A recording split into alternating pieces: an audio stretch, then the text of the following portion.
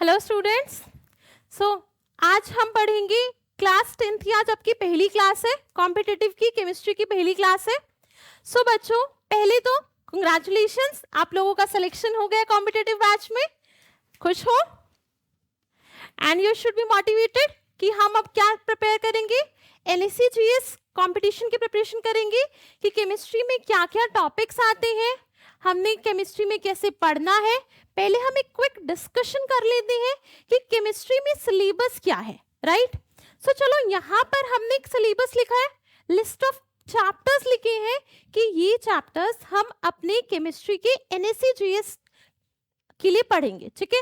पहला चैप्टर जो आपको पढ़ना है यहाँ पर, तो देखो बच्चों, पहला जो चैप्टर है आपका NSE-GS के लिए, वो आपको पढ़ना है क्या, मोल कॉन्सेप्ट पढ़ना है। अब देखो, मोल कॉन्सेप्ट जो चैप्टर है ना आपका, वो बहुत ही इंपॉर्टेंट चैप्टर है, बहुत इंपॉर्टेंट रोल प्ले करता है। क्योंकि अगर आप प्रीवियस एग्जामिनेशंस, प्रीवियस पेपर्स का एक क्विक एनालिसिस करते हो ना, तो आपको क्या दिखाई देगा कि जो ये मोल कॉन्सेप्ट है, इससे हमारा कम से कम इसमें से जो मोल कॉन्सेप्ट से हमारा 2 to 4 क्वेश्चंस हमेशा आ रहा है, ठीक है। तो हमें मोल कॉन्सेप्ट तो पढ़ना ही पढ़ना है, हमें मोल कॉन्सेप्ट इतना पक्का कर लेना है कि क्वेश्चन आए, हमारे मोल कॉन्सेप्ट के मार्क्स कहीं नहीं जाने चाहिए, ठीक है। तो मोल कॉन्सेप्ट में पढ़ेंगे क्या क्या, जो आज की पहली क्लास होगी ना, वो उसमें हम मोल कॉन्सेप्ट ही शुरू करेंगे। मोल कॉन्सेप्ट में हम पढ़ेंगे मोल्स के बारे में, स्टोइचियोमेट्री हम पढ़ेंगे, एंड मोल कॉन्सेप्ट में ही हम पढ़ेंगे अपना कॉन्सेंट्रेशन टर्म्स का टॉपिक, ठीक है। देन सेकेंड जो टॉपिक होगा आपका, वो आपको पढ़ना है यहाँ पे क्या, structure of atom. Structure of atom सबने क्लास 9th में पढ़ा है, structure of atom, atomic structure सब पढ़ के आए हैं क्लास 9th में। तो क्लास 9th में जब हम स्ट्रक्चर ऑफ एटम पढ़ रही थी, तो हमने क्या पढ़ा था स्ट्रक्चर ऑफ एटम में, हमने पढ़े थे इलेक्ट्रॉन, प्रोटॉन और न्यूट्रॉन, जो एटम के सब एटॉमिक पार्टिकल्स होते हैं, हमने उनकी डिस्कवरी देखी थी। एंड हमने देखा था जो एटॉमिक मॉडल्स होते हैं हमारे, कौन कौन से एटॉमिक मॉडल्स पढ़े थे वहां पे, थॉमसन मॉडल से शुरुआत की थी, देन हमने पढ़ा था रदरफोर्ड मॉडल, देन हमने जो लास्ट मॉडल वहां पे पढ़ लिया था बॉयर्स मॉडल। ये सब कुछ मैं आपको इस चैप्टर में भी कवर कराऊंगी, साथ में एक छोटा सा टॉपिक मैं आपको कवर कराने वाली हूँ क्वांटम नंबर्स का, ठीक है। एंड थर्ड जो इंपॉर्टेंट चैप्टर है बच्चों, मार्क कर लेना, वो है आपका केमिकल बॉन्डिंग का चैप्टर। ये भी यहाँ पढ़ना है, इसमें पढ़ाया जाएगा आपको, क्वेश्चंस आते हैं वेस्पर थ्योरी से, एंड क्वेश्चंस आते हैं आइसो इलेक्ट्रॉनिक स्पीसीज से, ठीक है। ये इस चैप्टर में कवर करेंगे। एंड जो ये चैप्टर है periodic table and periodicity in properties का, हमने पढ़ा था एक चैप्टर क्लास 10th में ही पढ़ोगे अभी, पीरियोडिक क्लासिफिकेशन ऑफ एलिमेंट्स। ये आपका क्लास 10th का चैप्टर है, एनसीईआरटी से कट गया है, पर आपको पढ़ाया जाएगा। इसके अंदर जो आपको क्वेश्चन पूछा जाता है, मॉडर्न पीरियोडिक टेबल से रिलेटेड क्वेश्चन पूछेंगे, एंड आपसे जो यहाँ पे क्वेश्चंस पूछेंगे, आपसे पीरियोडिक ट्रेंड्स के बारे में क्वेश्चंस पूछा जाएगा इस चैप्टर में, पीरियोडिक टेबल वाले चैप्टर में, ठीक है। देन नेक्स्ट जो चैप्टर होता है वो है states of matter. State of matter का पूरा चैप्टर आपका गैस लॉ पे बेस्ड है, आपको पढ़ाया जाएगा कि आपके गैस लॉज क्या होते हैं, एंड उनसे रिलेटेड इक्वेशंस हम यहाँ पे कवर करेंगे। देन नेक्स्ट चैप्टर कौन सा, केमिकल रिएक्शंस एंड इक्वेशन, ये तो सबने पढ़ लिया है, क्लास 10th का पहला chapter chemical reactions and equations. इसमें आपने पढ़ा होगा क्या, बैलेंसिंग कैसे होती है, ये पढ़ लिया है। देन आपने पढ़ी होंगी टाइप ऑफ केमिकल रिएक्शंस, पढ़ी थी। टाइप ऑफ केमिकल रिएक्शन जब आपने पढ़ी, तो एक वेरी इंपॉर्टेंट रिएक्शन आपने स्टडी की थी, कौन सी reaction, redox and displacement reaction की भी तो बातें की थी हमने यहाँ पे, डिस्प्लेसमेंट रिएक्शन, रिएक्टिविटी सीरीज की बातें की थी। देन आपने बात की रिडॉक्स रिएक्शन की, जिसमें आपने बातें क्या की, ऑक्सीडेशन क्या होता है, रिडक्शन क्या होता है। बस मैं आपको यहाँ पे एक चीज और पढ़ाऊंगी रिडॉक्स में, मैं आपको पढ़ाऊंगी जो रिडॉक्स रिएक्शन होंगी, उन्हें इलेक्ट्रॉन के ट्रांसफर से कैसे देखते हैं, ट्रांसफर ऑफ इलेक्ट्रॉन से रिडॉक्स रिएक्शंस को कैसे पढ़ते हैं, वो हम इस चैप्टर में कवर करेंगे, clear. Then next chapter is metals and non metals. Metal and non metal का एक क्वेश्चन पक्का आता है, क्वेश्चन आता है, आपको दिया होगा 4 और दिए होंगे, आपसे पूछा होगा इसमें से ये कौन सा और है, नेम दे देगा, फॉर्मूला दे देगा, वो पूछेगा। तो यहाँ पे आपका जो क्वेश्चन है और से हमेशा बनता है, ठीक है, तो ये भी इंपॉर्टेंट कवर करेंगे। देन एसिड बेस सॉल्ट, ये भी पढ़ लिया, एसिड बेस सॉल्ट सबने पढ़ लिया। इस चैप्टर में जो क्वेश्चंस बनेंगे आपके, बनेंगे pH related question, universal indicator के क्वेश्चंस बनेंगे, एंड रिएक्शंस ऑफ केमिकल, आपका क्या एसिड्स एंड बेसिस का रिएक्शन, ये क्वेश्चंस बनेंगे। इंपॉर्टेंट है चैप्टर, जो भी पढ़ रहे हो बहुत ध्यान से पढ़ना। कार्बन बहुत बड़ा चैप्टर है कार्बन, पर जो हम यहाँ पे अपना एग्जाम स्पेसिफिक ही कवर करने वाले हैं कार्बन में, क्योंकि कार्बन अगर पढ़ने बैठे तो कार्बन इतना बड़ा है, ऑर्गेनिक केमिस्ट्री का अंत नहीं है, पर जो हमें यहाँ पर पढ़ना है, अपने एनएससी जीएस के एग्जाम के लिए पढ़ना है, वो हमें क्या पढ़ना है, कार्बन की रिएक्शंस पढ़ाऊंगी, आईयूपीएसी बताऊंगी कि कैसे करते हैं कंपाउंड्स का, एंड कुछ इंपॉर्टेंट रिएक्शन जो सिर्फ एग्जाम में आती है। बात समझ आई? देन जो ये चैप्टर मैंने अलग से मार्क किए ना, इनका क्वेश्चन कभी कभी पूछा जाता है, एक क्वेश्चन, जैसे केमिकल काइनेटिक्स का क्वेश्चन पूछा जाता है और केमिकल इक्विलिब्रियम का क्वेश्चन, बहुत बेसिक क्वेश्चंस आते हैं, इससे डरना नहीं है, ठीक है। सिलेबस देख के डर तो नहीं गए? नहीं डरे? मोटिवेटेड अभी भी हो? चलो शुरू करें। चलो, तो पहला जो हम शुरू करेंगे, कौन सा शुरू करेंगे, हम शुरू करने वाले हैं अपना मोल कॉन्सेप्ट। सो बच्चों, क्या मुझे कोई बेसिक आइडिया देना चाहेगा मोल्स का? चलो, Avogadro number 6.022 into 10 to the power 23। Any other basic idea, किसी को भी मोल्स का थोड़ा सा भी आइडिया है? चलो, कोई नहीं, चलो। अच्छा, एक चीज बताओ, जब मोल्स हमने शुरू किया, हम सबसे पहले पढ़ेंगे, क्या पढ़ेंगे हम, रिलेटिव एटॉमिक मास के बारे में बातें करेंगे। अब सब अच्छे बोर्ड की तरफ देखेंगे और समझेंगे। पहले देखो, समझना जरूरी है पहले।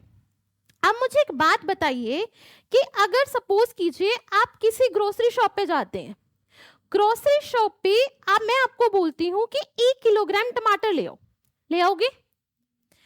आपने दोनों ने खरीदे वही चीज, किसी के में 5 टमाटोज आए, आपके में आए 10 टमाटोज, साइज का डिफरेंस आ गया, but 1 kg is 1 kg, unit is fixed.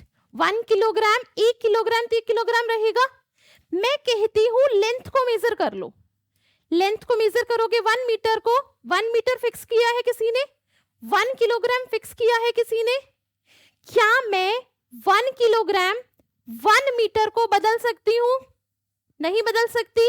जो यूनिट फिक्स्ड है वो फिक्स्ड होती है। किसी ने कोई स्टैंडर्ड मान के यूनिट को फिक्स किया होगा, मेरी बात समझ आ रही है? यूनिट स्टैंडर्ड मान के फिक्स की है। वैसे ही जब मैं केमिस्ट्री में बात करूंगी, मैं आपको बोलूंगी कि बच्चों हाइड्रोजन एलिमेंट का एटॉमिक मास होता है 1 AMU, चेक, एक एटम का। मैं आपको बोलूंगी ऑक्सीजन का, आप बताओगे कि मैम 16 AMU होता है। पर मैं अब आपसे बोलूं कि जो ये आपने मासेस फिक्स किए ना, ये कैसे फिक्स किए? किसी ने कोई स्टैंडर्ड माना होगा, किसी ने कोई स्टैंडर्ड मान के तो फिक्स किए होंगे, ऐसे तो नहीं फिक्स हो गए। पूरी पीरियोडिक टेबल में जितने भी एलिमेंट है, उनके मासेस जो भी आप पढ़ते हो वो किसी ने फिक्स किए। बात समझ आ रही है? फिक्स कैसे किए? कोई स्टैंडर्ड मान के। अब जो वो स्टैंडर्ड माना गया वो किसे माना गया, जरा देखें यहां, वो माना गया कार्बन 12 के एक एटम को, कार्बन 12 का आइसोटॉप, उसका एक एटम ले लिया और उसको स्टैंडर्ड मान लिया। पहली बात क्वेश्चन यहां पे कि आइसोटॉप क्या होता है, सबको पता है? आइसोटॉप्स पता है? Isotope atom of same element जिनका atomic number same but mass number different, ये बात पता है? आइसोटॉप एटॉमिक नंबर सेम होता है, मास नंबर डिफरेंट होता है। तो बच्चों के कार्बन के ये आइसोटॉप भी होता है, carbon 612, atomic number 6, mass number 12। Carbon का 613 भी होता है, atomic number 6, mass number 13। Carbon का 614 आइसोटॉप भी होता है, ठीक है। तो कार्बन के 3 आइसोटॉप एग्जिस्ट करते हैं, पर बच्चों मैंने कहा उसने किसको स्टैंडर्ड माना, कार्बन 12 आइसोटॉप को, उन्होंने इस आइसोटॉप को स्टैंडर्ड मान लिया, ठीक है। ऐसा क्यों किया, क्योंकि इसकी अबंडेंस ज्यादा है नेचर में, क्लियर। अब साइंटिस्ट ने क्या किया, कार्बन 12 के एक आइसोटॉप का मास डिटरमाइन कर लिया। मास कैसे डिटरमाइन किया, मास स्पेक्ट्रोमेट्री नाम की एक टेक्निक होती है, कौन सी, मास स्पेक्ट्रोमेट्री। इससे उन्होंने कार्बन 12 की एक आइसोटॉप का मास डिटरमाइन कर लिया, ठीक है। अब कार्बन 12 के एक आइसोटॉप का जो मास डिटरमाइन किया, mass of one atom of carbon 12, वो कितना डिटरमाइन किया गया था, वो डिटरमाइन किया गया था 1.9924 इंटू 10⁻⁻23 ग्राम। बात समझ आई, इतनी बात समझ आई। अब किया क्या गया, जरा यहां देखना कि सपोज करो हमारे पास कि ये एक एटम है, चेक, एक एटम है। अगर मैं इस एटम के 12 हिस्से कर दूं तो कैसे होंगे, मैं इस एटम को 12 पोर्शंस में डिवाइड कर सकती हूं,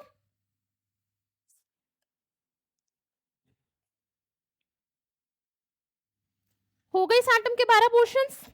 अब मैं क्या करूं, इसके एक पोर्शन को निकाल लो, यहां पे ये इसका एक पोर्शन है, चेक। टोटल एक एटम के कितने पोर्शन किए, 12, तो ये क्या हो गया 1/12 पार्ट, ये क्या हो गया 1/12 पार्ट, ये क्या है इसका 1/12 पार्ट है। बात क्लियर है यहां तक, किसी को कोई डाउट यहां तक, देखो ये इसका 1/12 पार्ट है, पूरे एक एटम का मास ये है, क्या मैं इसके 1/12 पार्ट का मास निकाल सकती हूँ, एक एटम का पता है 1/12 पार्ट का निकाल सकती हूँ। तो मैं जब मास निकालूं किसका, ऑफ 1/12 पार्ट का ऑफ कार्बन 12, वो कितना आएगा, टोटल मास बाय 12, ऐसा ही होगा ना, टोटल मास बाय 12 मींस ये वैल्यू हो जाएगी 1.9924 इंटू 10⁻⁻23 ग्राम डिवाइड बाय, इतना होगा। इस बात में किसी को प्रॉब्लम समझ आई। तो जब ये निकल कर आया, ये वैल्यू निकल कर आती है 1.67 इंटू 10⁻⁻24 ग्राम, चेक। जरा याद करना 9th क्लास को वापस से, ये कहां पढ़ा था, प्रोटॉन का मास, यही पढ़ा था ना, mass of proton equals to 1.67 into 10⁻⁻24 gram, यही पढ़ा था। तो ये वैल्यू जो लिखी गई, इसको बोल दिया गया क्या 1 AMU, क्या बोल दिया गया 1 AMU। बात समझ आई, क्या किया साइंटिस्ट ने, ये पूरा एक एटम लिया कार्बन का, इसका मास एक्सपेरिमेंटली डिटरमाइन किया और इसके 12 हिस्से कर दिए, क्योंकि 12 ग्राम कार्बन 12 है, कार्बन 12 का एटॉमिक मास कितना है, मास नंबर 12 है ना, तो उसके 12 हिस्से करोगे। ऑक्सीजन होता तो मास नंबर कितना 16, कितने हिस्से करते 16, समझे। तो उसके 16 पार्ट किए, अब इसके 12 पार्ट किए, इसके 12th पार्ट का मास उन्होंने डिटरमाइन कर लिया। इसके 12th पार्ट का मास कितना आया 1.67 इंटू 10⁻⁻24 ग्राम। इसके इसी 12th पार्ट के मास को बोला गया 1 AMU, जिसे क्या बोलते हैं 1 एटॉमिक मास यूनिट। इससे क्या निकल कर आ गया हमारा 1 AMU निकल कर आ गया। इतनी बात सबको समझ आ गई। अब देखो आगे, यहां देखो, अब हम इतना समझ गए कि 1 AMU क्या होता है, क्लियर है सबको कि 1 AMU किसके बराबर आ गया। देखो जरा, 1 AMU equals to 1/12 of mass of 1 atom of carbon 12, यही लिखा था अभी कि 1 EMU बराबर किसके इक्वल होता है? 1/12 into mass of 1 atom of carbon 12। समझ आई यहां तक? Into mass of 1 atom of carbon 12। Clear? Clear है इतनी बात? यही वैल्यू जो 1 AMU है, इसको पहले बोला जाता था क्या? Dalton, 1 Dalton. क्या बोलते थे? 1 डाल्टन। और इसको क्या लिखते हैं? DA से रिप्रेजेंट करते हैं। किससे रिप्रेजेंट करते हैं? DA से रिप्रेजेंट करते हैं। एंड आजकल रिप्रेजेंट किया जाता है 1 AMU को 1 यूनिफाइड मास। क्या लिखते हैं? 1 यूनिफाइड मास। और किससे रिप्रेजेंट करते हैं? म्यू से। क्लियर हुई मेरी बात कि 1 AMU क्या है? 1 AMU बराबर होता है 1/12 of mass of 1 atom of carbon 12। Clear? और इसी का वैल्यू कितना निकल कर आया अभी हमारे पास? 1.67 इंटू 10⁻⁻24 ग्राम। चेक। तो हम जब AMU का कन्वर्जन ग्राम में पढ़ेंगे तो ये वाला डाटा बहुत जरूरी है कि 1 AMU बराबर कितने ग्राम? 1.67 इंटू 10⁻⁻24 ग्राम। इतनी बात समझ आई सबको? सबको क्लियर है कि 1 AMU क्या होता है? क्लियर? हम क्या पढ़ रहे थे? रिलेटिव एटॉमिक मास। रिलेटिव एटॉमिक मास किससे निकल कर आएगा? 1 AMU से। अब जो रिलेटिव एटॉमिक मास आया वो क्या आ गया? जरा ध्यान से देखना कि रिलेटिव एटॉमिक मास क्या है? एक नंबर है जो डिफाइन करता है कि मास, किसी भी एलिमेंट के एक एटम का मास कितने टाइम हेवियर है किससे? 1/12 of mass of 1 atom of carbon 12। तो इससे इसका फॉर्मूला क्या आ गया रिलेटिव एटॉमिक मास का? जरा यहां देखना, रिलेटिव एटॉमिक मास का फॉर्मूला क्या हो गया? मास of 1 atom of an element divide by किससे करें? 1/12 of mass of 1 atom of carbon 12। जरा ध्यान से देखो, ये क्या बता रहा है रिलेटिव एटॉमिक यूनिट? कि हमारा किसी भी एलिमेंट का एक एटम कितने टाइम हेवियर है किससे? 1/12 of mass of 1 atom of carbon 12। इसको लिख सकती हूँ 1 AMU। इसको तो 1 AMU लिख सकती हूँ क्योंकि 1/12 into mass of 1 atom of carbon 12 किसके बराबर? 1 AMU के। अभी पढ़ा। तो मैं इसको ऐसे लिख सकती हूँ, देखना जरा कि RAM क्या है? ये RAM नहीं है, this is relative atomic mass. Check. RAM किसके इक्वल बराबर? Mass of 1 atom of an element. Mass of 1 atom of an element divide किससे करूं? बता दो। 1 AMU से। कोई दिक्कत? ये सही है? 1 AMU से डिवाइड कर दूं। अब देखो जरा यहां, मैंने कहा मास of 1 atom of an element, किसी भी एलिमेंट के एक एटम का मास, उसका एटॉमिक मास हो जाएगा। किसी भी एलिमेंट के एक एटम का मास वो क्या हो गया उसका? Atomic mass. मैंने कहा सपोज कीजिए आपके पास हाइड्रोजन एटम है। हाइड्रोजन, हाइड्रोजन का एक एटम ले लो, उसका मास क्या हो गया? हाइड्रोजन का एटॉमिक मास। मैं कहती हूं आपके पास ऑक्सीजन एलिमेंट है, ऑक्सीजन के एक एटम का मास क्या हो गया?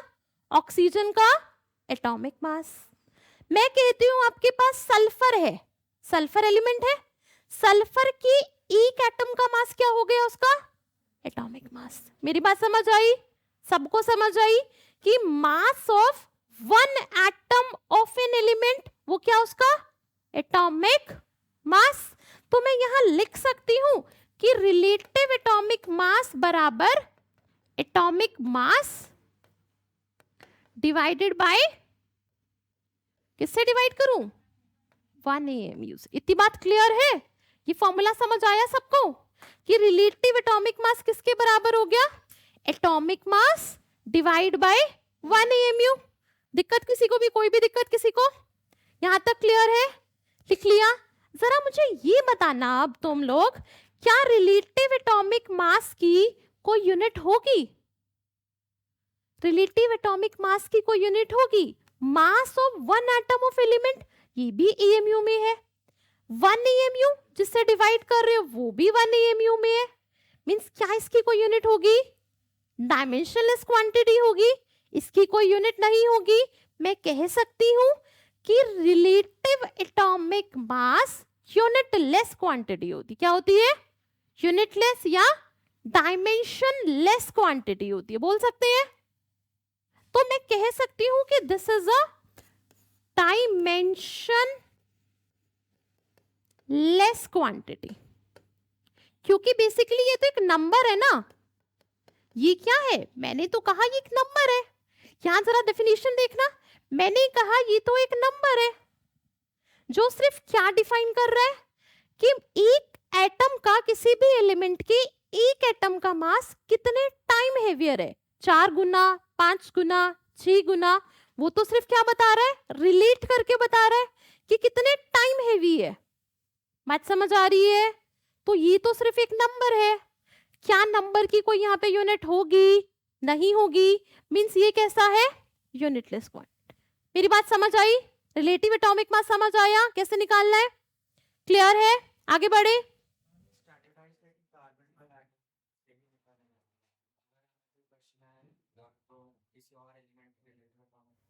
निकालना सिखाती हूँ, ठीक है? यहां तक क्लियर है? चलिए आगे बढ़ते हैं। अब हमने एक चीज पढ़ ली रिलेटिव एटॉमिक मास में। एटॉमिक मास पढ़ लिया। एटॉमिक मास क्या? एटॉमिक मास क्या? It is mass of one atom of an element. किसी भी एलिमेंट की एक एटम का मास क्या है उसका? Atomic mass. अब देखो रिप्रेजेंट कैसे करते हैं? AMU से रिप्रेजेंट करते हैं। अब मैंने ये वाली इक्वेशन पढ़ाई ना कि रिलेटिव एटॉमिक मास बराबर किसके इक्वल होता है, बताना? Atomic mass upon 1 AMU। यही पढ़ाया कि एटॉमिक मास डिवाइड किससे करें? 1 AMU से। कोई दिक्कत इतनी बात में? तो मैं लिख सकती हूं कि जो मेरा एटॉमिक मास है वो किसके बराबर हो जाएगा, बता दीजिए? रिलेटिव एटॉमिक मास मल्टीप्लाई किससे कर दूं? 1 AMU से, है ना? ये कर सकती हूँ, इतनी बात में कोई दिक्कत? क्लियर? आगे बढ़िए अगर समझ आ गया। तो मैंने कहा जो ये रिलेटिव एटॉमिक मास है ये कैसे निकालें, ये नंबर कैसे फाइंड आउट करें? यहां देखिए क्या लिखा है कि रिलेटिव एटॉमिक मास बराबर किसके होता है? Number of nucleons. न्यूक्लियॉन्स क्या होते हैं? जो न्यूक्लियस के अंदर पाए जाते हैं, ऐसा ही होता है। न्यूक्लियॉन्स क्या? जो न्यूक्लियस के अंदर होते हैं। और न्यूक्लियस के अंदर कौन कौन होते हैं? Proton and neutrons. इलेक्ट्रॉन कहाँ होते हैं? न्यूक्लियस के चारों ओर स्टेशनरी ऑर्बिट्स में रिवॉल्व कर रहे होते हैं, राइट? तो हमारा जो रिलेटिव एटॉमिक मास किसके बराबर? रिलेटिव एटॉमिक मास बराबर है आपका नंबर ऑफ न्यूक्लियॉन्स की। Means number of proton plus neutron के इक्वल होता है आपका क्या? ये रिलेटिव एटॉमिक मास। चलिए सपोज कीजिए, यहां देखिए, लेट सपोज एक एग्जांपल ले लेते हैं। मैं आपसे पूछती हूं कि आप ऑक्सीजन का मुझे रिलेटिव एटॉमिक मास बताइए। 16। देखिए ऑक्सीजन क्या होता है? 8, 16 ऐसा ही होता है ना? अब इसको देखने से मुझे पता लगता है कि नंबर ऑफ प्रोटॉन कितने हैं इसके अंदर? कितने number of proton? Number of proton बराबर एटॉमिक नंबर। ऑक्सीजन का एटॉमिक नंबर होता है 8, तो इसमें 8 प्रोटॉन होंगे। एंड न्यूट्रॉन कितने होंगे इसमें? न्यूट्रॉन कितने? न्यूट्रॉन कैसे निकालते हैं? Mass number minus atomic number, 16 mass number, 8 atomic number, कितने न्यूट्रॉन आएंगे? 8 आएंगे। सबको समझ आया? तो इसमें आएंगे 8 न्यूट्रॉन। न्यूक्लियॉन्स क्या? न्यूट्रॉन प्लस प्रोटॉन का नंबर, तो कितना आ गया? 8 + 8 16। तो मैं कहूं नंबर ऑफ न्यूक्लियॉन्स कितने आए बच्चों? नंबर ऑफ न्यूक्लियॉन्स आ गए आपके 16 आए। अब नंबर ऑफ न्यूक्लियॉन से किसके बराबर है? आपके रिलेटिव एटॉमिक मास के बराबर है। तो यहां पर आपका रिलेटिव एटॉमिक मास किसके बराबर आ गया है? 16 के। कोई दिक्कत नहीं? चलिए, आपको ये वैल्यू निकालनी है एटॉमिक मास। मैंने क्वेश्चन में पूछा क्या कि आप ऑक्सीजन का मुझे एटॉमिक मास बता दीजिए। एटॉमिक मास कैसे निकालेंगे? उसके रिलेटिव एटॉमिक मास को किससे मल्टीप्लाई कर देंगे? 1 AMU से। आप रिलेटिव एटॉमिक मास तक पहुंच गए। अब एटॉमिक मास तक पहुंचना है। चलिए, तो आपका जो एटॉमिक मास है वो किसके बराबर होगा? Relative atomic mass into 1 AMU। Relative atomic mass 16 multiply by 1 AMU, तो कितना आ जाएगा? 16 इंटू 1 AMU कितना हो जाएगा? 16 AMU। कोई दिक्कत किसी को? निकाल लेंगे किसी भी एलिमेंट का। कोई भी एलिमेंट दिया हो, क्या आप उसका एटॉमिक मास निकाल पाएंगे? कोई दिक्कत इस बात में? सबको समझ आया? अगर मैं आपसे पूछूं कि मुझे नाइट्रोजन का आप एटॉमिक मास बताइए, तो निकालोगे? कितना होगा? 14 AMU होगा। मैं आपसे पूछूं हाइड्रोजन का मुझे एटॉमिक मास बताइए, 1 AMU होगा। मैं आपसे पूछूं मुझे, आप सपोज कीजिए फ्लोरीन का एटॉमिक मास बता दीजिए, 19। क्लियर? निकाल लेंगे किसी भी एलिमेंट का। क्या मैं एटॉमिक मास निकाल पाऊंगी? क्लियर? चलिए, तो यहां तक तो हम सीख गए कि हम किसी भी एलिमेंट का अगर मुझसे पूछा जाए एटॉमिक मास तो मैं निकाल लूंगी। क्लियर? अब मुझे बताइए, क्या एलिमेंट जब कंबाइन होते हैं तो क्या बनाते हैं? मॉलिक्यूल्स। मैं कहूं अगर मेरे 2 ऑक्सीजन एलिमेंट, देखिए 2 ऑक्सीजन के एटम है यहाँ पे, ये अगर आपस में कंबाइन होंगे तो क्या बनेगा? O2 बनता है, केमिकल बॉन्ड बनता है। वो हमें पता है कि ऑक्सीजन और ऑक्सीजन का डबल बॉन्ड बनेगा यहाँ पे, है ना? मींस इससे बनेगा क्या? O2। तो O2 क्या है बच्चों? ये एक मॉलिक्यूल होता है। O2 एक मॉलिक्यूल होता है, ये बात सबको पता है। अब मैं आपसे कहूं इस मॉलिक्यूल का मुझे क्या बता दीजिए? मॉलिक्यूलर मास बता दीजिए। तो पहले तो ये मॉलिक्यूलर मास होता क्या है वो देख लेते हैं। मॉलिक्यूलर मास क्या? एक मॉलिक्यूल का मास। किसी भी सब्सटेंस के एक मॉलिक्यूल का मास मींस ऑक्सीजन का एक मॉलिक्यूल लो, उसका मास क्या हो गया? उसका मॉलिक्यूलर मास हो गया। बात समझ आई? ऑक्सीजन का मॉलिक्यूलर मास मींस इसके एक मॉलिक्यूल का मास, इसका मॉलिक्यूलर मास। अब निकाले कैसे? निकाले कैसे? फॉर्मूला क्या होता है कि मॉलिक्यूलर मास बराबर होता है रिलेटिव मॉलिक्यूलर मास इनटू फिर से 1 AMU। जरा देखना, अगर मैं यहां लिखती हूं ऑक्सीजन O2 किससे मिलकर बना है? 2 ऑक्सीजन के एटम से। O2 किससे मिलकर बना? 2 ऑक्सीजन के एटम से, ये बात पता है। अब यहां पे जरा देखना, ऑक्सीजन क्या है? 8 16 ऐसे ही होती है ऑक्सीजन। 8 16 मींस इसमें प्रोटॉन कितने? 8। न्यूट्रॉन कितने बच्चों? न्यूट्रॉन होते हैं कितने? 8। चेक। टोटल नंबर में न्यूक्लियॉन पूछूं एक ऑक्सीजन एटम में तो कितने होंगे? 16। एक ऑक्सीजन एटम की बात कर रही हूं। मैंने कहा एक इन 1 oxygen atom, 1 oxygen atom total nucleon कितने? 16। 8 + 8। सही बात। मेरे पास कितने एटम है O2 में? कितने ऑक्सीजन के एटम है? 2, तो total number of nucleon in O2 कितने हो गए?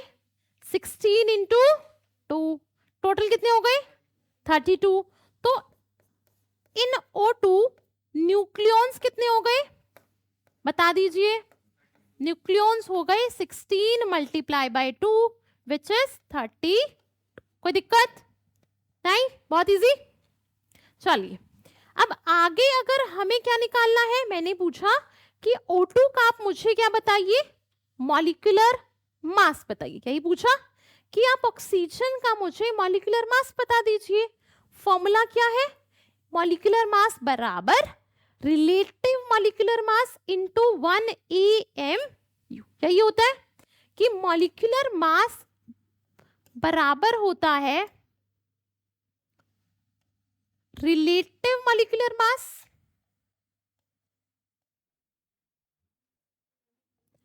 Into 1 AMU। अब ये रिलेटिव मॉलिक्यूलर मास तो किसके बराबर? नंबर ऑफ न्यूक्लियॉन्स के। वो हमारा कितना आया? 32। तो ये क्या हो गया? 32 किससे मल्टीप्लाई करना है? 1 AMU से। तो कितना आएगा बच्चों? 32 AMU। किसी को कोई भी प्रॉब्लम इस बात में? यहां तक समझ आया है सबको?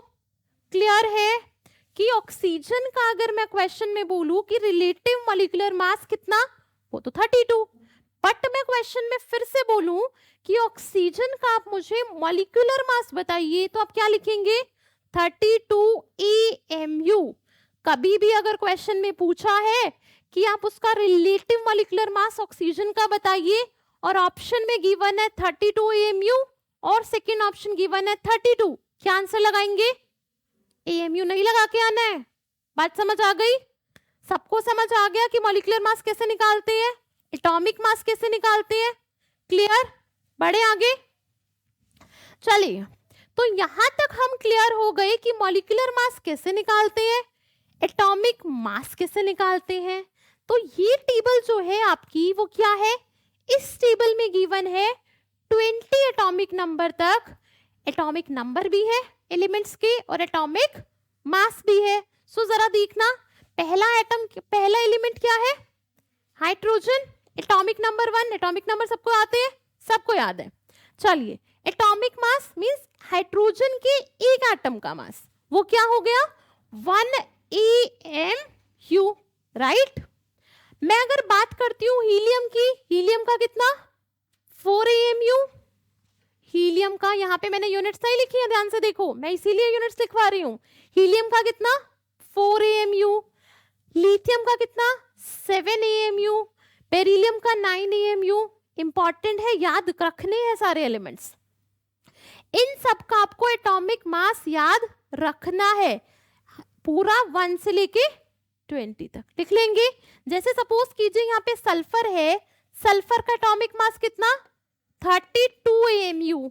मैं आपसे जरा ध्यान से देखें तो यहां पर एक कैच है, जरा इसको देखना। क्लोरीन को कुछ अलग नजर आ रहा है इस टेबल में? सबका एक बहुत नॉर्मल सा वैल्यू है, पर उसका एक डेसिमल पॉइंट में वैल्यू आया 35.5, है ना? मतलब कुछ तो डिफरेंस है उसके साथ। क्या डिफरेंस है? कि इसका जो हम निकालेंगे वो क्या निकालेंगे? एवरेज एटॉमिक मास बताते हैं क्लोरीन का, जो कितना होता है? 35.5 AMU होता है। मेरी बात समझ रही है कि क्लोरीन का आप क्या बताएंगे यहाँ पे? एवरेज एटॉमिक मास वो बराबर है 35.5 AMU के। क्लियर? अगर मैं आपसे बात करती हूँ मैग्नीशियम की, उसका कितना? 24 AMU। कर लेंगे टेबल, सबको समझ आ गया? क्लियर है कि मैग्नीशियम का कितना? 24 AMU होता है। क्लियर है? आगे बढ़े। तो हमने एक चीज सीख ली कि क्लोरीन के केस में आपको बताना है उसका एवरेज एटॉमिक मास। अब बात आती है कि जो ये एवरेज एटॉमिक मास है वो क्या होता है।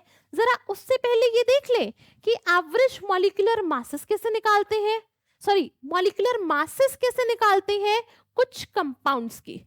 जरा देखिए यहाँ पे हाइड्रोजन गैस, हाइड्रोजन गैस क्या होती है? H2। H2, अब H2 का मॉलिक्यूलर मास कैसे निकालेंगे? दो एटम है, एक एटम ऑफ हाइड्रोजन का एटॉमिक मास क्या था? 1 AMU। H2 का निकालोगे तो क्या हो जाएगा? 1 into 2 बोले तो 2 AMU, ऐसा होगा।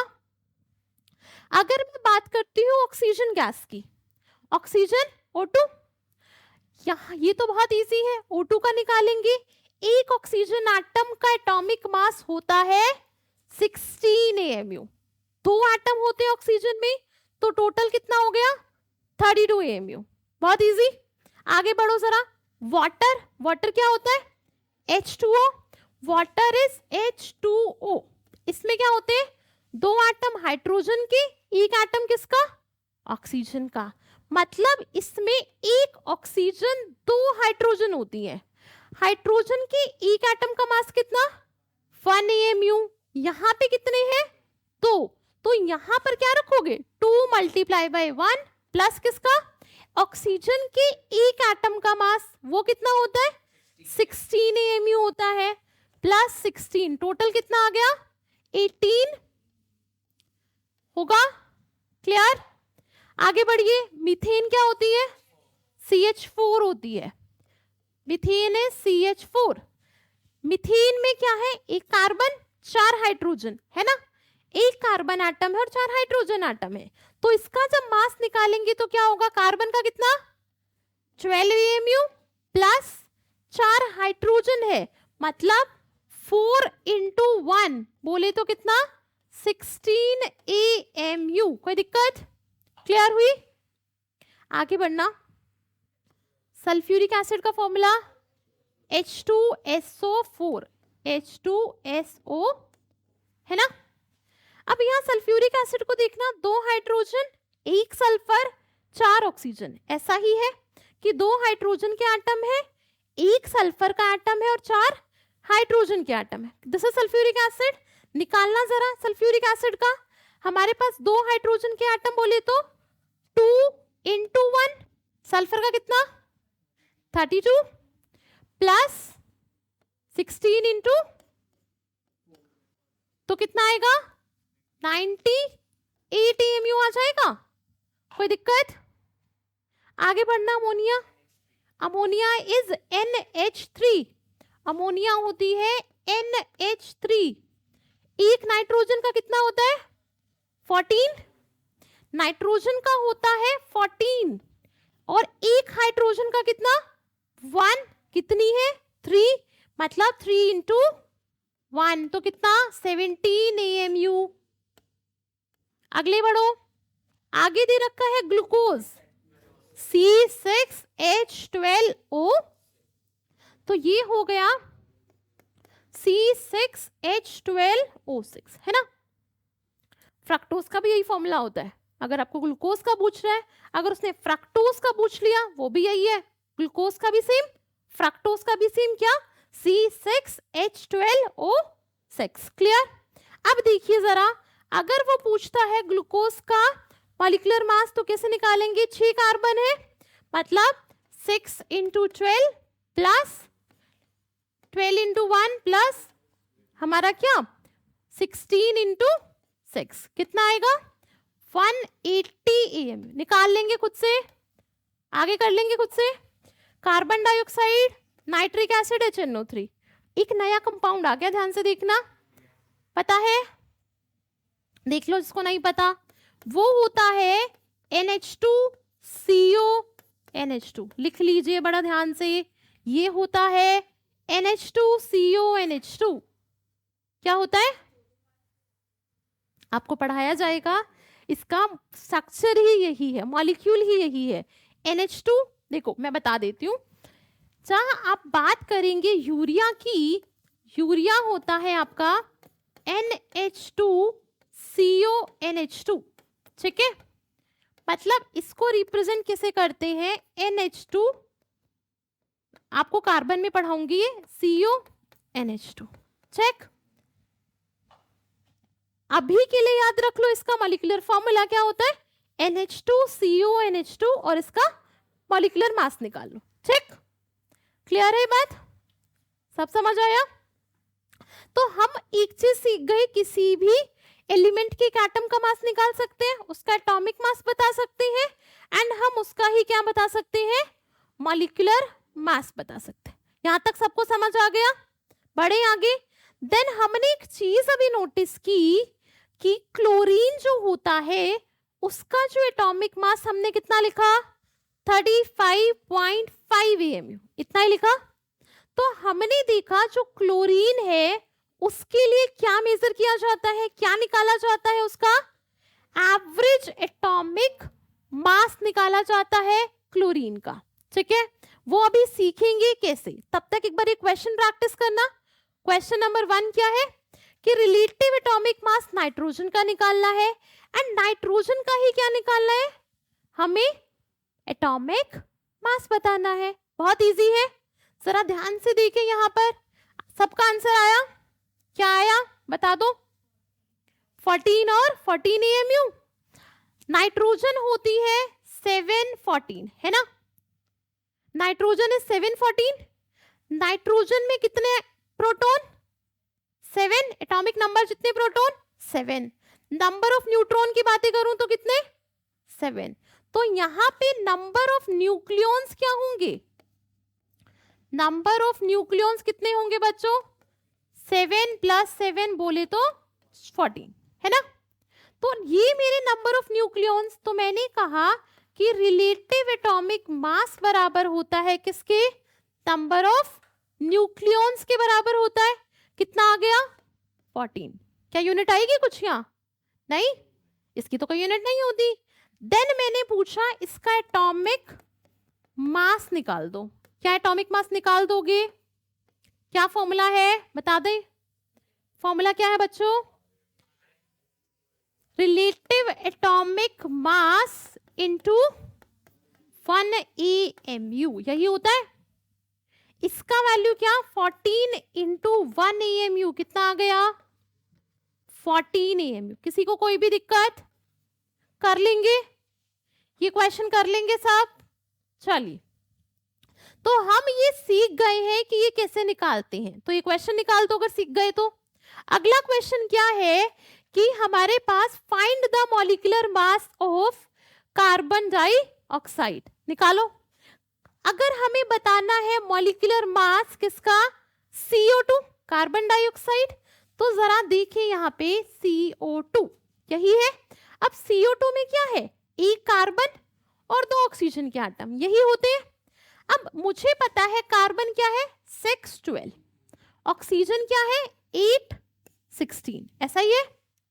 तो हमने देखा कि कार्बन में कितने न्यूक्लियॉन्स 12, ऑक्सीजन में कितने न्यूक्लियॉन्स 16। तो एक ऑक्सीजन में होते हैं 16 न्यूक्लियॉन्स, कितने, तो 2 ऑक्सीजन में कितने, इन 2 ऑक्सीजन एटम कितने हो गए 32, है ना, 32 न्यूक्लियॉन्स होंगे, कोई दिक्कत।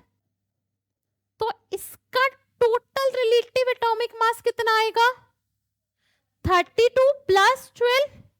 तो मैं इसका रिलेटिव एटॉमिक मास की अगर मैं बातें करूं तो कितना आ गया, 32 + 12 मतलब 44। चेक। अब आगे मुझे क्या निकालना है, इसका मॉलिक्यूलर मास, वो कितना आ गया 44। इसमें किसी को भी कोई प्रॉब्लम, निकाल लोगे यहां तक। ये तो बहुत बेसिक सी चीजें हैं, है ना, ये बेसिक सी चीजें अगर सीख गए तो मॉल कॉन्सेप्ट बहुत फ्लॉलेस हो जाएगा, बहुत इजीली निकल जाएगा।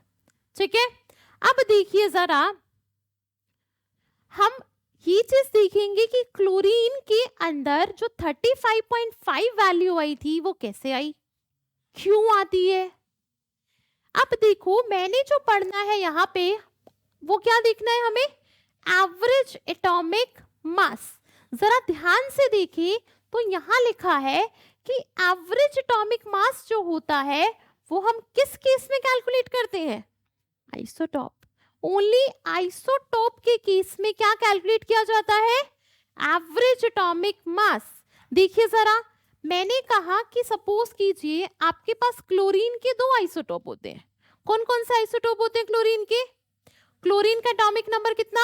17, 1735 एक आइसोटोप है और क्लोरीन का 1737 दूसरा आइसोटोप है ना। मतलब इस आइसोटोप में क्लोरीन का एटॉमिक नंबर तो सेम ही रहेगा। आइसोटोप क्या होते हैं? Atom of same element.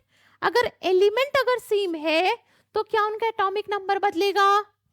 नहीं, एलिमेंट तो सेम ही है, element same, atomic number same. तो ये होती है एटम ऑफ सेम एलिमेंट जिनका atomic number same but mass number different. Mass number क्या होता है? डिफरेंट होता है। मैंने कहा कि एवरेज एटॉमिक मास आप किन के लिए निकाल रहे हैं? आइसोटॉप्स के लिए। अब क्लोरीन के दो आइसोटोप एग्जिस्ट करते हैं नेचर में। कौन कौन से? Chlorine 1735 and chlorine 1737। ठीक है। अब मैंने कहा जो ये 1735 है ये नेचर में 75% पाया जाता है। कितने परसेंट? 75%। मींस जो ये 75% है ये इसकी क्या हो गई? Natural abundance. Natural abundance means nature में कितना पाया जाता है। नेचुरल अबंडेंस बोले तो कि वो नेचर में कितना मिलता है वो उसकी क्या हो गई? Natural abundance. क्लियर? अब जो ये क्लोरीन 1737 है वो कितना हो जाएगा? 25%, क्योंकि टोटल तो 100 होगा ना। टोटल दोनों आइसोटोप तो 100% होंगे। एक अगर 75% है नेचर में तो दूसरा कितना होगा? 100 माइनस 75 कितना? 25। इतनी बात समझ आ गई कि एक 75 तो दूसरा 25%। तो मैं क्या करूंगी इनके लिए? क्या कंट्रीब्यूशन तो दोनों का है। कंट्रीब्यूशन तो 1735 वाले का भी है, कंट्रीब्यूशन मेरे पास 1737 वाले का भी है। तो मैं इन दोनों का क्या निकाल लूंगी? Average atomic mass. क्या निकाल लेंगे? Average atomic mass. तो ये एवरेज एटॉमिक मास निकलता कैसे है? जरा देखिए फॉर्मूला। एवरेज एटॉमिक मास, देखिए जरा एवरेज एटॉमिक मास का फॉर्मूला क्या है? अगर मैं लिखूं कि E1x1 plus E2x2 plus ENxN divide किससे करूं? Total 100, right. यहां पे मैं अगर कहती हूं कि जो E1 है वो एटॉमिक मास पहले आइसोटॉप का, x1 क्या? नेचुरल अबंडेंस पहले आइसोटॉप की, E1 2 डैश डैश लिख लो AN, ये क्या है? हमारा एटॉमिक मासेस है आइसोटॉप के with respect. These are the atomic masses. And जो हमारा ये xn क्या है? This is the natural abundance. ये क्या है? उनकी नेचर में कितना पाए जाते हैं वो इनकी क्या है? नेचुरल अबंडेंस है। तो अगर मुझे इस आइसोटॉप के लिए, क्लोरीन के आइसोटॉप्स के लिए अगर मुझे क्या निकालना है? मुझे निकालना है एवरेज एटॉमिक मास। निकाल लेंगे, फॉर्मूले में रखेंगे, वैल्यू निकल जाएगी। तो कैसे निकालें देखना जरा। अगर मुझसे पूछा जाए कि क्लोरीन का एवरेज एटॉमिक मास बता दीजिए तो निकल जाएगा। तो यहाँ पे हम सॉल्व करेंगे कैसे कि क्लोरीन का एवरेज एटॉमिक मास क्या होगा बच्चों? इसका अबंडेंस कितना? 75%। अबंडेंस 75%, मास कितना है? 35 AMU। तो इसकी अबंडेंस कितनी? 75, मास कितना? 35। Abundance into atomic mass of first isotope plus abundance into atomic mass of second isotope. यहाँ पे सेकेंड आइसोटोप की अबंडेंस कितनी है? 25% पाया जाता है नेचर में। एंड उसका मोलर मास कितना दिया है आपको? 35। तो यहाँ पे प्लस 25 इंटू 37 डिवाइड किससे करोगे? टोटल अबंडेंस से। टोटल कितना है? 75 प्लस 25 कितना होता है? 100% ही है। टोटल तो 100 है। तो जब इसे सॉल्व करोगी तो आपका जो एवरेज एटॉमिक मास निकल कर आएगा क्लोरीन का, वो कितना आएगा? 35.5 EMU आ जाए। बात समझ आ गई? क्लोरीन के लिए क्या लिखा जाता है? उसका एवरेज एटॉमिक मास। सबको समझ आ गया कि क्लोरीन के हम, क्योंकि कार्बन का जो पहला आइसोटोप होता है ना 612, उसका जो रिलेटिव, अगर नेचुरल अबंडेंस की बात करोगे विद रिस्पेक्ट टू अदर, वो बहुत ज्यादा है, इसलिए जो दूसरे आइसोटोप है उन्हें नेग्लेक्ट कर दिया जाता है। बात समझ आई? पर यहाँ पर अगर क्लोरीन की बातें करें, यहाँ पर इस आइसोटोप का अबंडेंस, इसका भी तो 25% है ना। मींस अगर मैं बात करूं रेशियो की, तो ये क्या होगा? 3 रेशियो, इसको 1 लोगे 1:3 हो जाएगा। मींस ये भी तो 1 पार्ट में प्रेजेंट है, बट कार्बन के केस में ऐसा नहीं होता। क्लियर हुई? समझ आई? इसीलिए क्लोरीन के केस में क्या निकाल दिया जाता है? Average atomic mass. क्लियर? इतना बात समझ आ गई कि क्लोरीन के केस में हम निकाल रहे हैं उसका एवरेज एटॉमिक मास। तो हम यहां तक क्या क्या सीख गए, जरा एक बार बताएं मुझे। हम क्या क्या सीख गए? कि हमने रिलेटिव एटॉमिक मास देख लिया कैसे निकलता है, देन हमने देख लिया एटॉमिक मास क्या होता है, मॉलिक्यूलर मास क्या निकलता है, देन हमने क्या सीखा कि एवरेज एटॉमिक मास आइसोटॉप के केस में कैसे निकाले। सीख गए? अब ये चीजें हमारी कहाँ यूज होंगी? मोल में। अब एक बात बताओ मुझे कि मुझे एटम पता है क्या होता है? मैटर किससे मिलकर बनता है? एटम से। एटम छोटा होता है या बड़ा पार्टिकल? एटम पढ़ा है, atoms are very very small in size. इतने छोटे होते हैं कि हम अपनी नेक डाई से नहीं देख सकते। एटम को अगर आप अपनी नेक डाई से नहीं देख सकते और मैं आपसे कहूं कि एटम को मेजर करना है, तो क्या किलोग्राम, ग्राम, ये यूनिट्स यूज कर सकते हैं एटम के मेजरमेंट्स के लिए? यूज कर सकते हैं? नहीं। तो एटम को मेजर करने के लिए, एटम को काउंट करने के लिए हमने क्या यूनिट यूज की है? मोल। सो मोल क्या होती है? मोल होती है आपकी counting unit of the substance. ठीक है? एटम्स को कैलकुलेट किस टर्म में करते हैं? मोल्स में। This is the SI unit of the amount of substance. Amount में क्या है? हमारे एटम हो सकते हैं, हमारे मॉलिक्यूल्स हो सकते हैं, हमारे आयंस हो सकते हैं, या इलेक्ट्रॉन, प्रोटॉन, न्यूट्रॉन, कोई भी सब एटॉमिक पार्टिकल हो सकते हैं। बात समझ आई?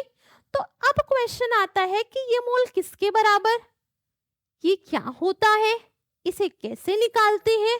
क्वेश्चन तो बहुत सारे हैं कि मोल है क्या, सबसे पहला क्वेश्चन तो ये।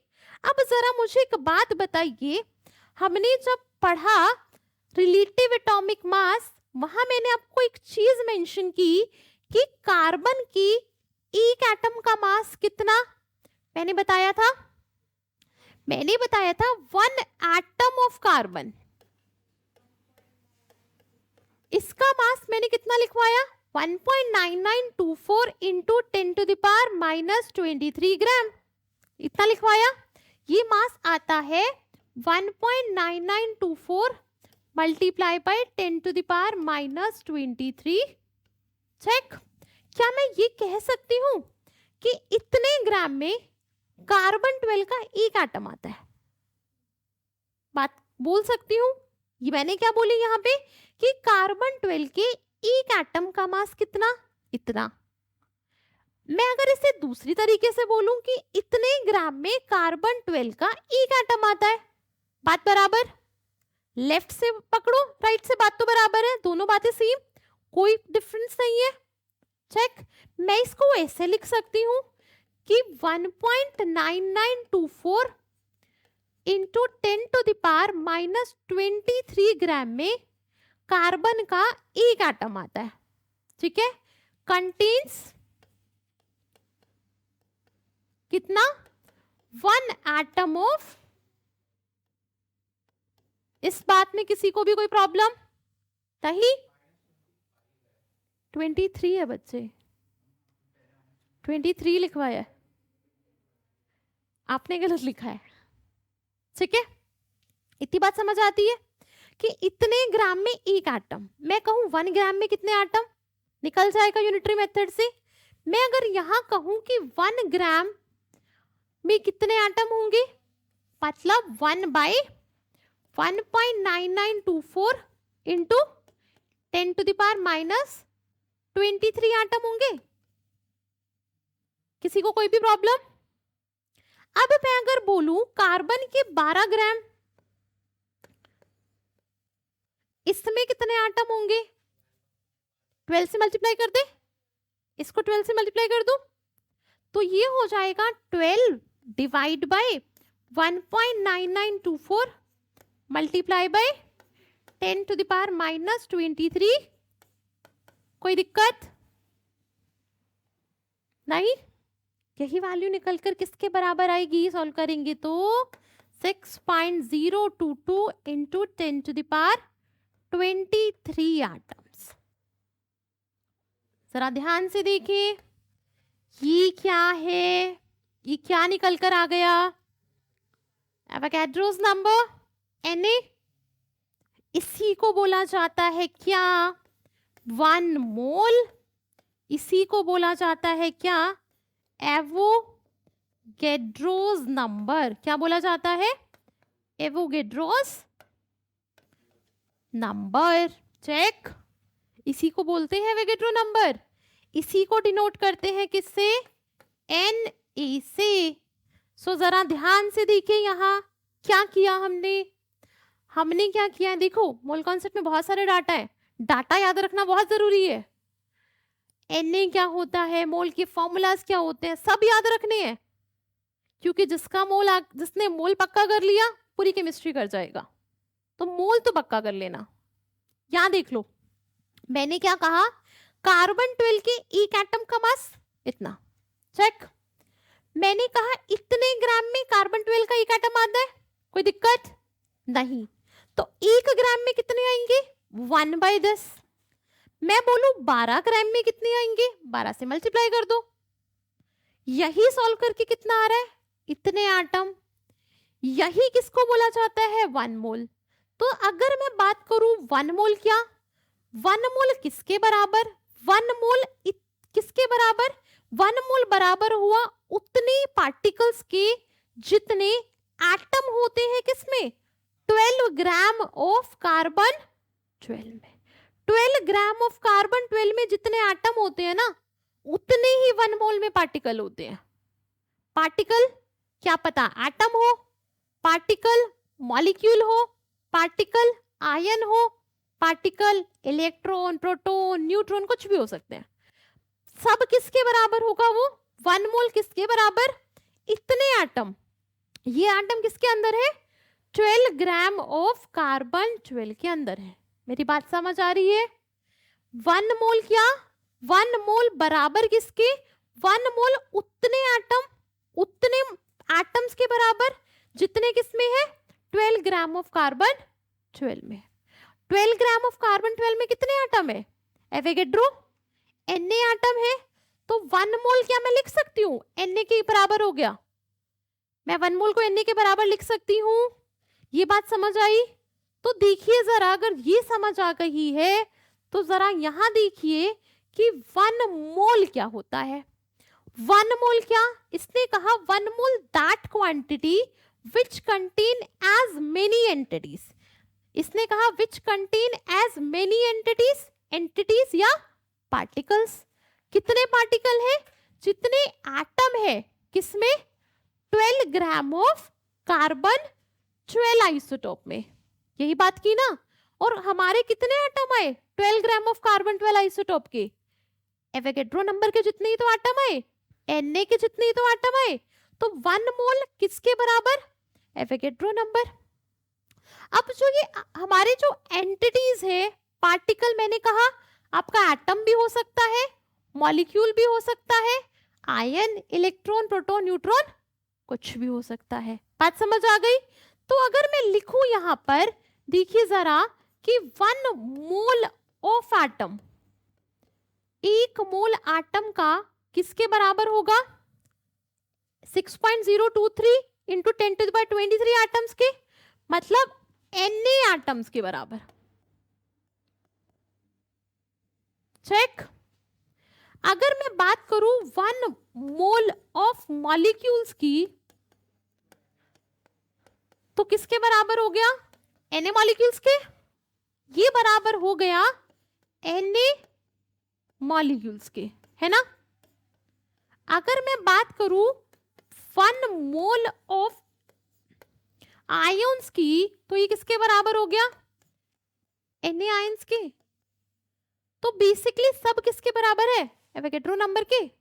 और यहाँ पे जो एवोगैड्रो नंबर है वो किसके बराबर है? 6.022 इंटू 10 टू द पावर 23, है ना। इसकी यूनिट क्या होती है? पर मोल। चेक। याद रखना कुछ बुक्स में 6.022 दे रखा है, कुछ बुक्स में 6.023, दोनों सही है। चेक। कोई दिक्कत? ये बात समझ आ गई? मोल क्या होता है, 1 मोल क्या होता है, समझ आ गया। 1 मोल में उतनी एंटिटीज होती हैं जितने एटम होते हैं किसके अंदर?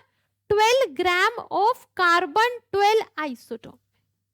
क्लियर हुई बात? सबको समझ आया मोल किसके बराबर? कर लोगे मोल किसके बराबर हुआ? चलिए, अगर आप ये बात समझ गए कि मोल क्या होता है, अब जरा ये क्वेश्चन देखना। क्वेश्चन कहता है कि नंबर ऑफ मॉलिक्यूल निकालने हैं 0.5 मोल्स ऑफ मीथेन में। जरा देखना, क्वेश्चन कहता है number of molecules in 0.5 moles of methane. Methane का फॉर्मूला यही होती है, मीथेन यही होती है। मीथेन एक मॉलिक्यूल है, मीथेन एक मॉलिक्यूल है। कोई दिक्कत इस बात में? नहीं। अब देखिए, मैंने कहा 1 mole of molecule, molecule methane. 1 मोल में कितने मॉलिक्यूल्स होंगे? Na। 1 मोल में कितने मॉलिक्यूल्स? Na। मतलब ये बराबर Na मॉलिक्यूल्स के, राइट। 1 मोल में Na कितने मोल दे रखे हैं? 0.5। तो यहां पे क्या रखोगे? 0.5 moles of methane which is CH4। ठीक। इसमें कितने होंगे? 0.5 Na, मतलब 0.5 इंटू Na। क्लियर हुई बात? तो ये बराबर हो जाएगा 0.5 Na मॉलिक्यूल्स। कोई दिक्कत? निकल जाएगा यहां से सॉल्व करके, ठीक है। मतलब ये हो जाएगा 5/10 into 6.022 into 10 to the power 23 molecules. Solve करेंगे तो क्या आएगा answer? 3.011 into 10 to the power 23 molecules. यहां तक सबको समझ आ गया है? ये पार्ट क्लियर हुआ क्वेश्चन का कि हमें क्या दे रखा है? 0.5 मोल्स मीथेन के दे रखे हैं। उसमें पूछा क्या है? नंबर ऑफ मॉलिक्यूल्स पूछे हैं। हमें पता है 1 मोल में कितने मॉलिक्यूल? Na, एवोगैड्रो नंबर जितने। हमें कितने में निकालने हैं? 0.5 में। 0.5 में निकाल दोगे। क्लियर? चलिए, अगर ये पार्ट समझ आ गया तो सेकंड पार्ट पे चलिए जरा। सेकंड पार्ट कहता है एटम निकालने हैं आपको। नंबर ऑफ एटम किसके? मीथेन में कार्बन होती है, हाइड्रोजन होती है। Number of atoms of carbon and hydrogen in 0.5 moles of methane. जरा देखना, हमें दे रखा है मीथेन के कितने? 0.5 मोल्स दे रखे हैं, यही दे रखा है। अभी हमने निकाला 0.5 मोल ऑफ मीथेन में कितने मॉलिक्यूल्स आए थे? टोटल मॉलिक्यूल्स हमारे पास आ गए थे कितने? बताइए। 3.011 इंटू 10 टू द पावर 23, यही मॉलिक्यूल्स आए थे। अब जरा ध्यान से देखना ये क्वेश्चन। अब मैं बात करती हूं अगर 1 मॉलिक्यूल ऑफ CH4 की, किसकी? 1 मॉलिक्यूल ऑफ CH4, मीथेन यही होती है। इसके 1 मॉलिक्यूल की अगर आप बात करेंगे तो मुझे जरा बताएं कि 1 मॉलिक्यूल ऑफ CH4 में कितने कार्बन और कितने हाइड्रोजन आटम है? समझ गए? 1 मॉलिक्यूल की बातें तो 1 कार्बन 4 हाइड्रोजन, समझे? एक मॉलिक्यूल के अंदर मैं बातें करूं तो एक कार्बन है, 4 हाइड्रोजन है, ऐसा है ना? टोटल मॉलिक्यूल कितने? इतने मॉलिक्यूल्स। एक में एक कार्बन, इतने मॉलिक्यूल्स में कितने कार्बन? इतने। एक में 4 हाइड्रोजन, इतने में कितनी? Multiply by. बात समझ आई मेरी? क्लियर हुई? मैंने कहा पहले निकाल लो एक मॉलिक्यूल में कार्बन, एक मॉलिक्यूल में हाइड्रोजन, निकल जाएंगी। टोटल मॉलिक्यूल पता है आपको, सो टोटल मॉलिक्यूल में कार्बन और हाइड्रोजन आ सकता है, आ जाएगा। तो यहां जरा निकालें कि total number of hydrogen atoms कितने होंगे बच्चों? 4 into this, 4 into 3.011 into 10 to the power 23, ये कितना आएगा? 12.044 into 10 to the power 23 atoms, इतना ही आएगा। यहां पर हमें निकालना है total number of carbon atoms. Carbon कितने आएंगे? इसको 1 से मल्टीप्लाई कर दोगे, है ना? दिस इंटू 1, मतलब ये आएगा 1 multiply by 3.011 into 10 to the power 23, ये कितना आ जाएगा? 3.011 into 10 to the power 23 atoms किसके? कार्बन के। ये क्या है? एटम्स किसके आए? हाइड्रोजन के। क्लियर है? क्वेश्चन सबको समझ आया? Is this question clear? समझ गए कि एटम और मॉलिक्यूल्स कैसे निकालेंगे अगर मोल्स दिए हैं तो? ठीक है, चलिए अगला क्वेश्चन कीजिए। अगर ये हो जाए तो क्वेश्चन दे रखा है आपको मोल्स निकालने हैं किसमें? 12.044 into 10 to the power 2 moles. कैसे? देखिए जरा, समझ गए? समझ गए ना? देखिए जरा, हमने पता है एक मोल में कितने atom? 6.022 into 10 to the power 23 atom, है ना? देखिए मैं क्या समझाना चाहती हूँ वो देखिए यहाँ पे, इतने एटम, तो इतने एटम में एक मोल, ऐसे लिखो इसको कि 6.022 into 10 to the power 23 atom, इसमें कितने मोल हो गए? 1 मोल ऑफ, ऐसा हो सकता है? बोल सकती हूँ कितने एटम्स से रखें total? 12.044 into 10 to the power 23 दे रखे हैं आपको। 12.044 into 10 to the power 23 atoms, यही दे रखे हैं बच्चों। ये कैसे निकलेगा? ये कैसे निकलेगा? इसको क्या करोगे? 1 divided by 6.022 into 10 to the power 23, किससे मल्टीप्लाई कर दोगे? ये वाला वैल्यू, मतलब 12.044 इंटू 10 टू द पावर 23, निकल कर कितना आएगा वैल्यू? 2 मोल्स निकल कर आएंगी।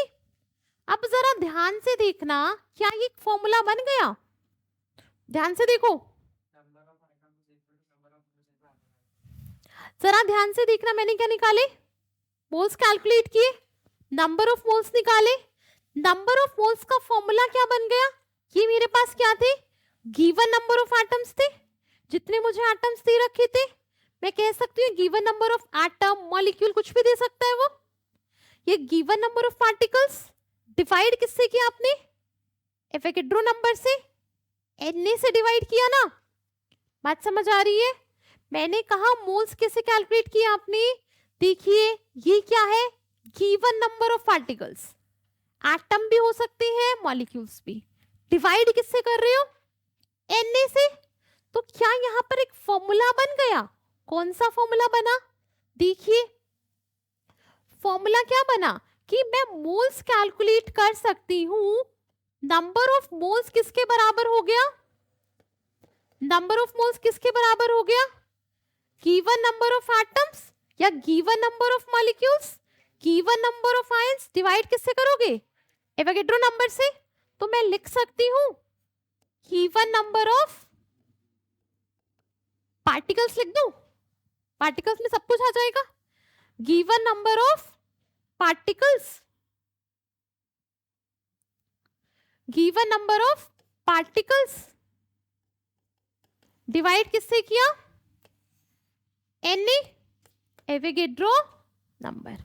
मेरी बात समझ आ गई सबको, ये बात क्लियर है। नंबर ऑफ मोल्स कैसे निकाले, given number of particle divided by Avogadro number which is an. अब देखना मोल्स को रिप्रेजेंट करते हैं स्मॉल एन से, नंबर ऑफ मोल्स को, नंबर ऑफ मोल्स को रिप्रेजेंट किससे करते हैं, स्मॉल एन से, ठीक है। वो किसके बराबर, गिवन नंबर ऑफ पार्टिकल्स, उसको रिप्रेजेंट करा जाता है बुक्स में कैपिटल एन से, किससे, कैपिटल एन से, डिवाइड क्या, एन ए, ये क्या हो गया आपका एवोगैड्रो नंबर। इससे क्या आपके नंबर ऑफ मोल्स निकल जाएंगे। ये फॉर्मूला सबको समझ आया कि हम नंबर ऑफ मोल्स कैसे निकालेंगे, given number of particles divided by Avogadro number. Clear, चलिए ये एक फॉर्मूला हो गया कि हम निकाल पाए नंबर ऑफ मोल्स जब हमें पार्टिकल्स गिवन है। तो हमारे पास एक क्वेश्चन है, ये क्वेश्चन समझ आ जाएगा कि अभी तो हमने इसे यूनिटरी मेथड से किया था, अभी तो यूनिटरी मेथड से सॉल्व किया था, क्या फॉर्मूला लगा के सॉल्व कर पाएंगे।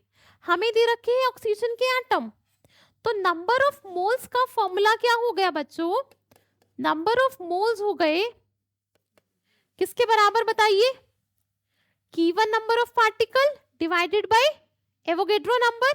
तो ये हो गया given number of particles divide किससे करोगे,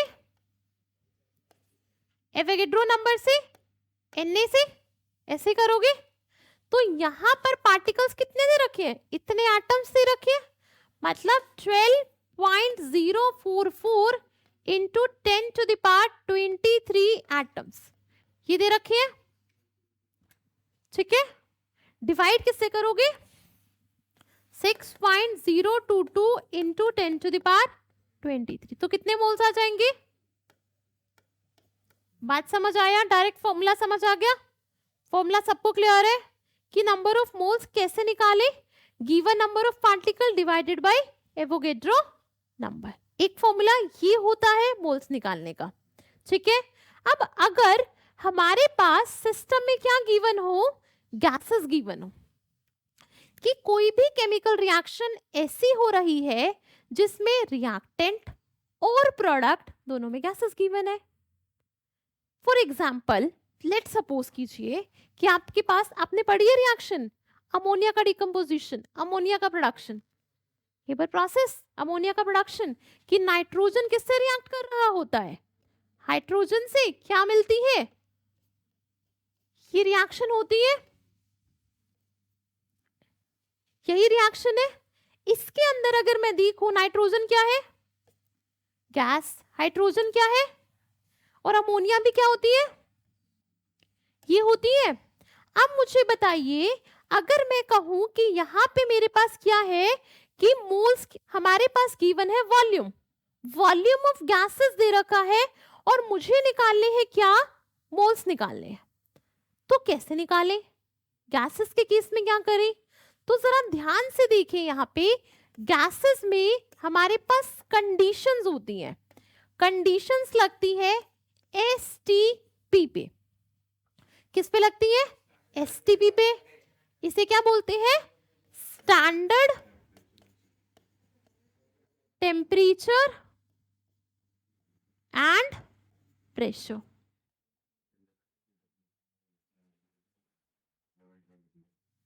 जरा यहां देखना, STP standard temperature and pressure.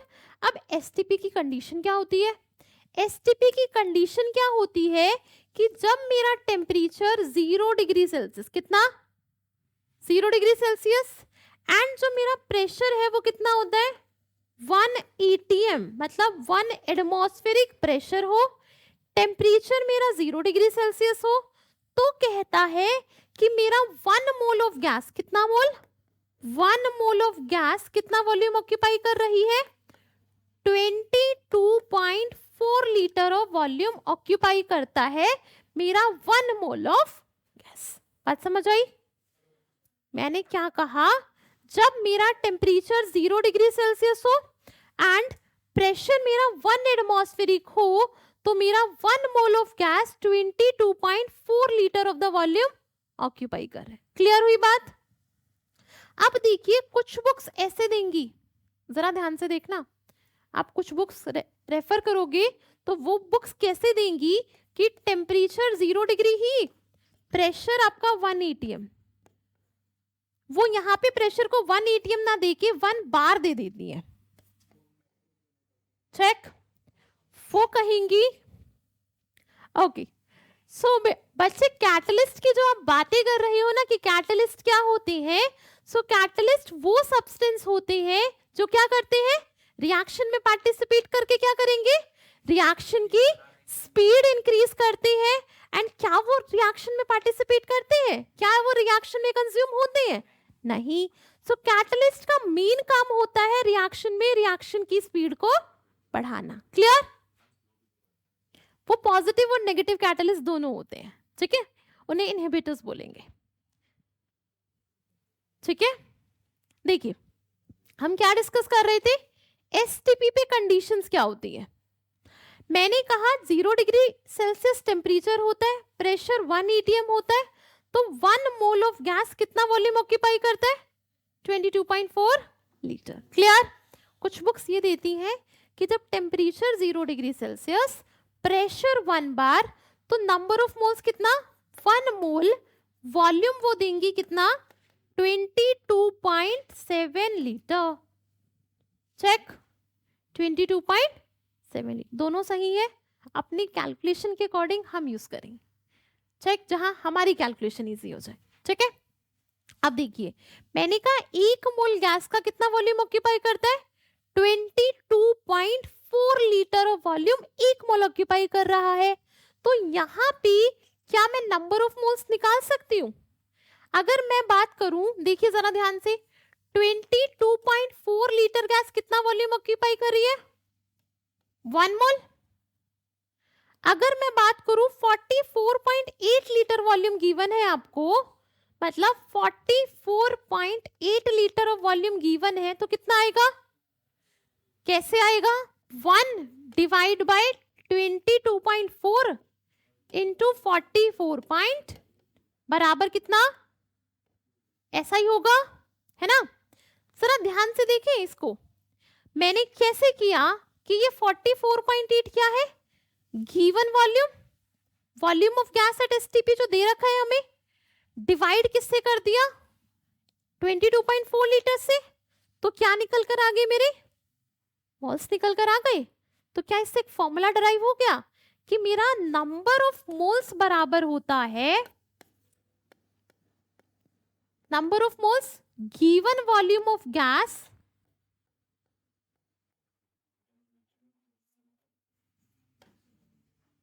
Eight STP, divide किससे करोगे, 22.4 लीटर से। मेरी बात सबको समझ आई? नंबर ऑफ मोल्स निकाल लेंगे ऐसे कि नंबर ऑफ मोल्स का फॉर्मूला क्या बन गया कि given volume of gas eight STP divide किससे किया, 22.4 लीटर से। क्लियर है? सबको समझ आया फॉर्मूला? तो यहां से मुझे सेकेंड फॉर्मूला डराइव हो गया किसका, नंबर ऑफ मोल्स निकालने का। बात समझ आ गई? 2 फॉर्मूले पढ़ लिए, एक नंबर ऑफ पार्टिकल दे रखी हो, 2 मोल कैसे निकलेंगे, एक वॉल्यूम दे रखा हो गैस का स्टैंडर्ड टेम्परेचर प्रेशर पे, तब हमारे पास मोल्स कैसे निकलेंगे। क्लियर?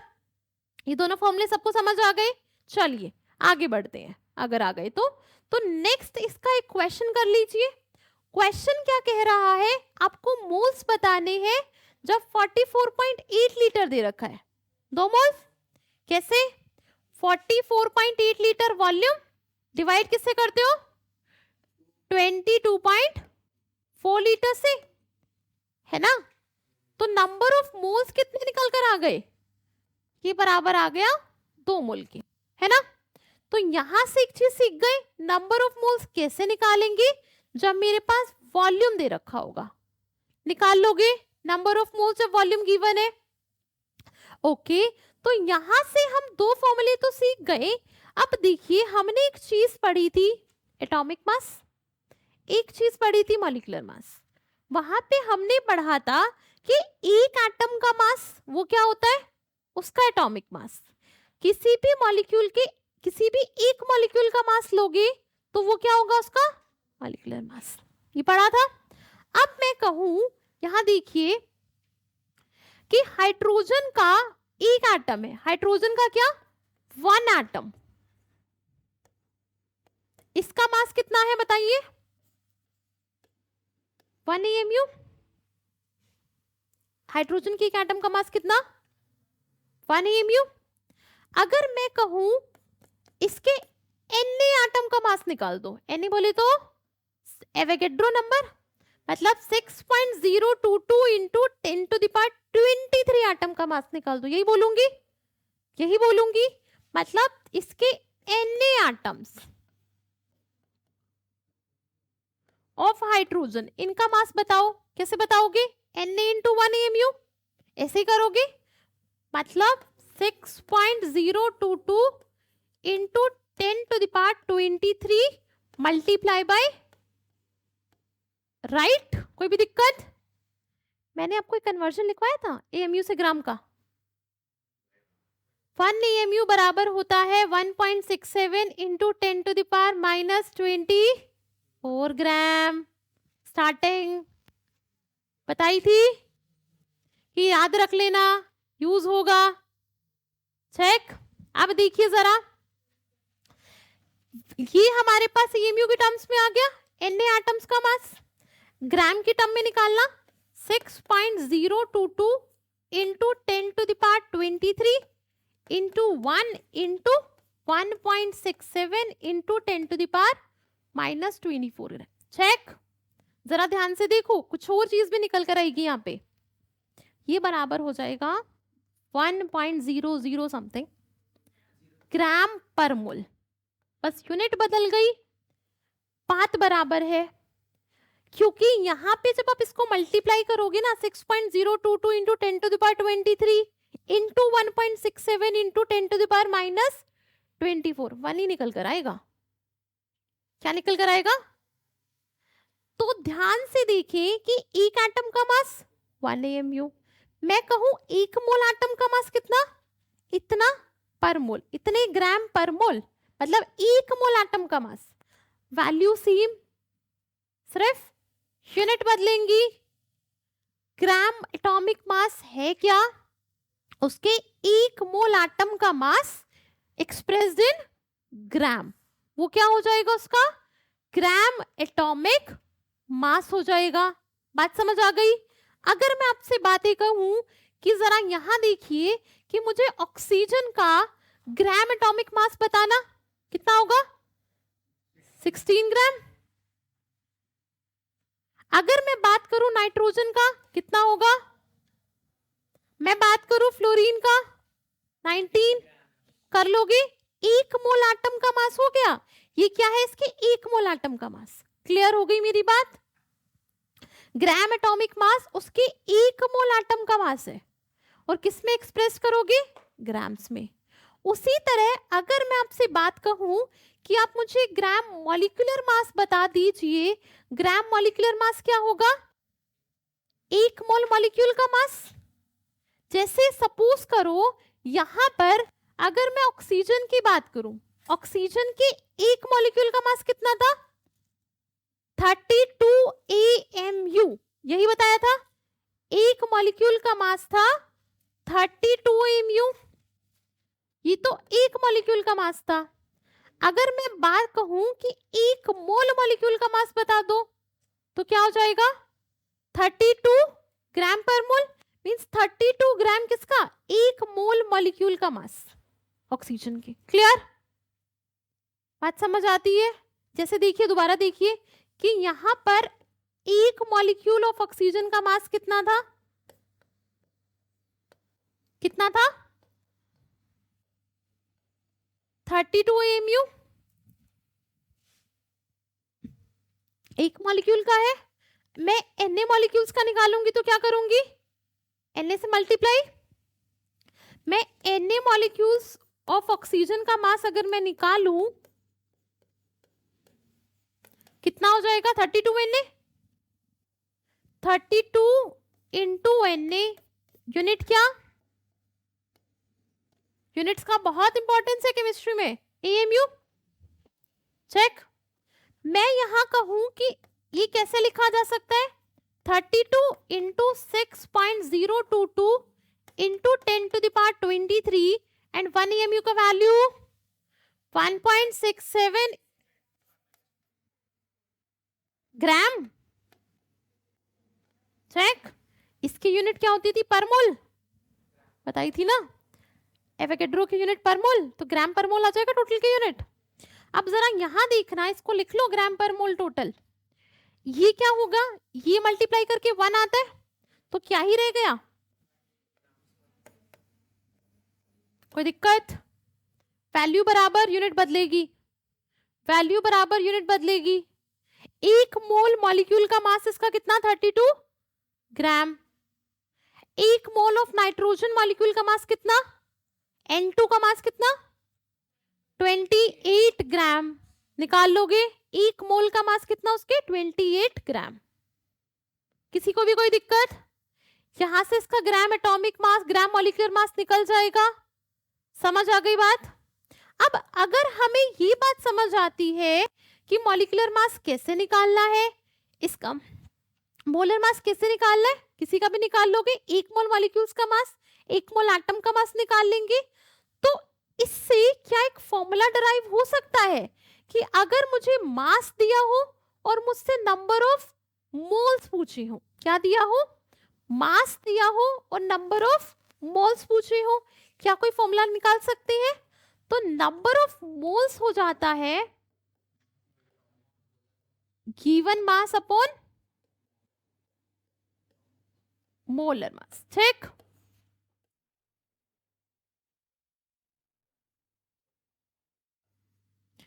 यहां तक समझ आई बात, given mass upon molar mass. यहाँ पे नंबर ऑफ मोल्स n और यहाँ पे मास को रिप्रेजेंट करते हैं स्मॉल m से, and this is represented by capital, ऐसे भी रिप्रेजेंट करते हो, कैपिटल M भी लिख सकते हो। ठीक है, अब अगर मैं आपसे पूछूं क्वेश्चन में कि सपोज आपके पास 98 gram of H2SO4 is given, क्या दे रखा है, 98 ग्राम H2SO4। मैं कहती हूं कैलकुलेट नंबर ऑफ मोल्स।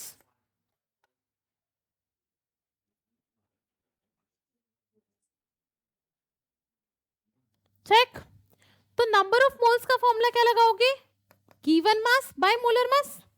इसका मास कितना, 98 ग्राम, और मैंने जब H2SO4 का मोलर मास लिखवाया था, आपको मॉलिक्यूलर मास लिखवाया था एक मॉलिक्यूल का 98 AMU, तो 1 मोल मॉलिक्यूल्स का कितना हो जाएगा, 98 ग्राम पर मोल। तो ये कितना हो जाएगा, 98 ग्राम पर मोल।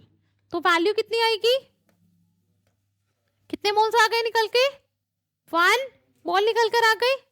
ये बात समझ आ गई कि कितने मोल्स निकल कर आए इसके, 1 मोल।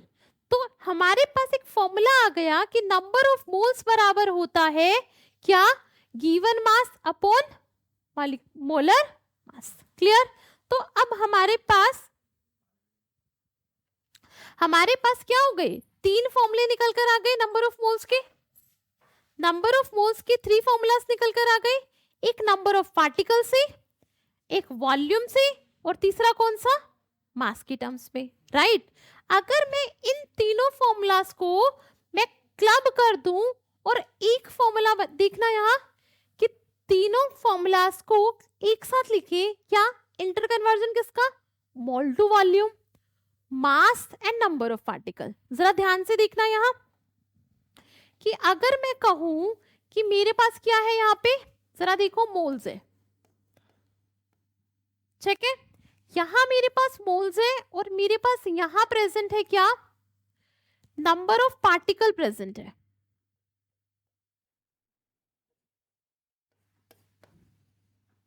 और मेरे पास यहां प्रेजेंट है मास, एक फ्लो चार्ट डिजाइन हो जाएगा आपका।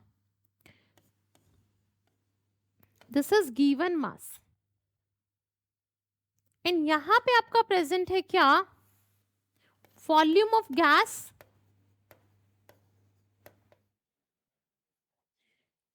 Eight STP।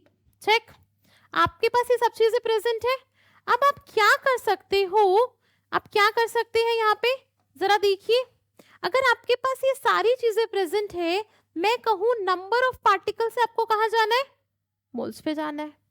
हमारे पास फॉर्मूला क्या था नंबर ऑफ पार्टिकल और मोल्स का, बताना, मोल्स बराबर गिवन नंबर ऑफ पार्टिकल्स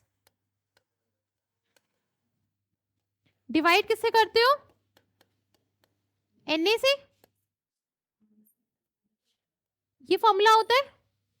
ठीक है, मैं कहूं पार्टिकल से मोल पे जाना है तो क्या करोगे, Na से डिवाइड, पार्टिकल दे रखी है, मोल्स निकालने हैं तो पार्टिकल्स अपॉन Na, मोल्स निकल जाएंगे। तो मैं कहूं पार्टिकल से मोल्स पे जाना है तो Na से क्या कर दीजिए, डिवाइड कर दीजिए। कोई दिक्कत, इसी फ्लो चार्ट से सारे क्वेश्चन हो जाएंगे, जरा ध्यान से देखना। पार्टिकल से मोल पे जाना है तो Na से डिवाइड कर देंगे। मैं कहूं क्वेश्चन में मोल्स दे रखे हैं, पार्टिकल निकालने हैं तो मल्टीप्लाई कर दोगे Na से। मोल्स दे रखी है, पार्टिकल्स निकालने हैं तो क्या करेंगे आप, Na से मल्टीप्लाई कर देंगे। कोई दिक्कत। अब एक बात बताओ, मोल्स और मास का रिलेशन क्या है, कि नंबर ऑफ मोल्स बराबर होता है क्या, given mass upon molar mass या मॉलिक्यूलर मास, है ना। तो मेरे को एक बात बताओ, मेरे पास मास गिवन है, मोल्स निकालने हैं, ठीक है, मास गिवन है, मोल्स निकालने हैं तो क्या करूं, मोलर मास से डिवाइड कर दूं। ठीक है, उसके मॉलिक्यूलर मास है उसके मोलर मास से डिवाइड कर सकती हूँ। तो मैं मास से मोल्स पे आने के लिए क्या करूंगी, डिवाइड बाय मोलर मास। अगर मोल्स दे रखी है और मास पे जाना है तो क्या करोगे, multiply by molar mass. Moles दे रखी है, मास निकालना है तो इसे मल्टीप्लाई कर दो। तो अब क्या करेंगे बच्चों, मल्टीप्लाई बाय, चेक।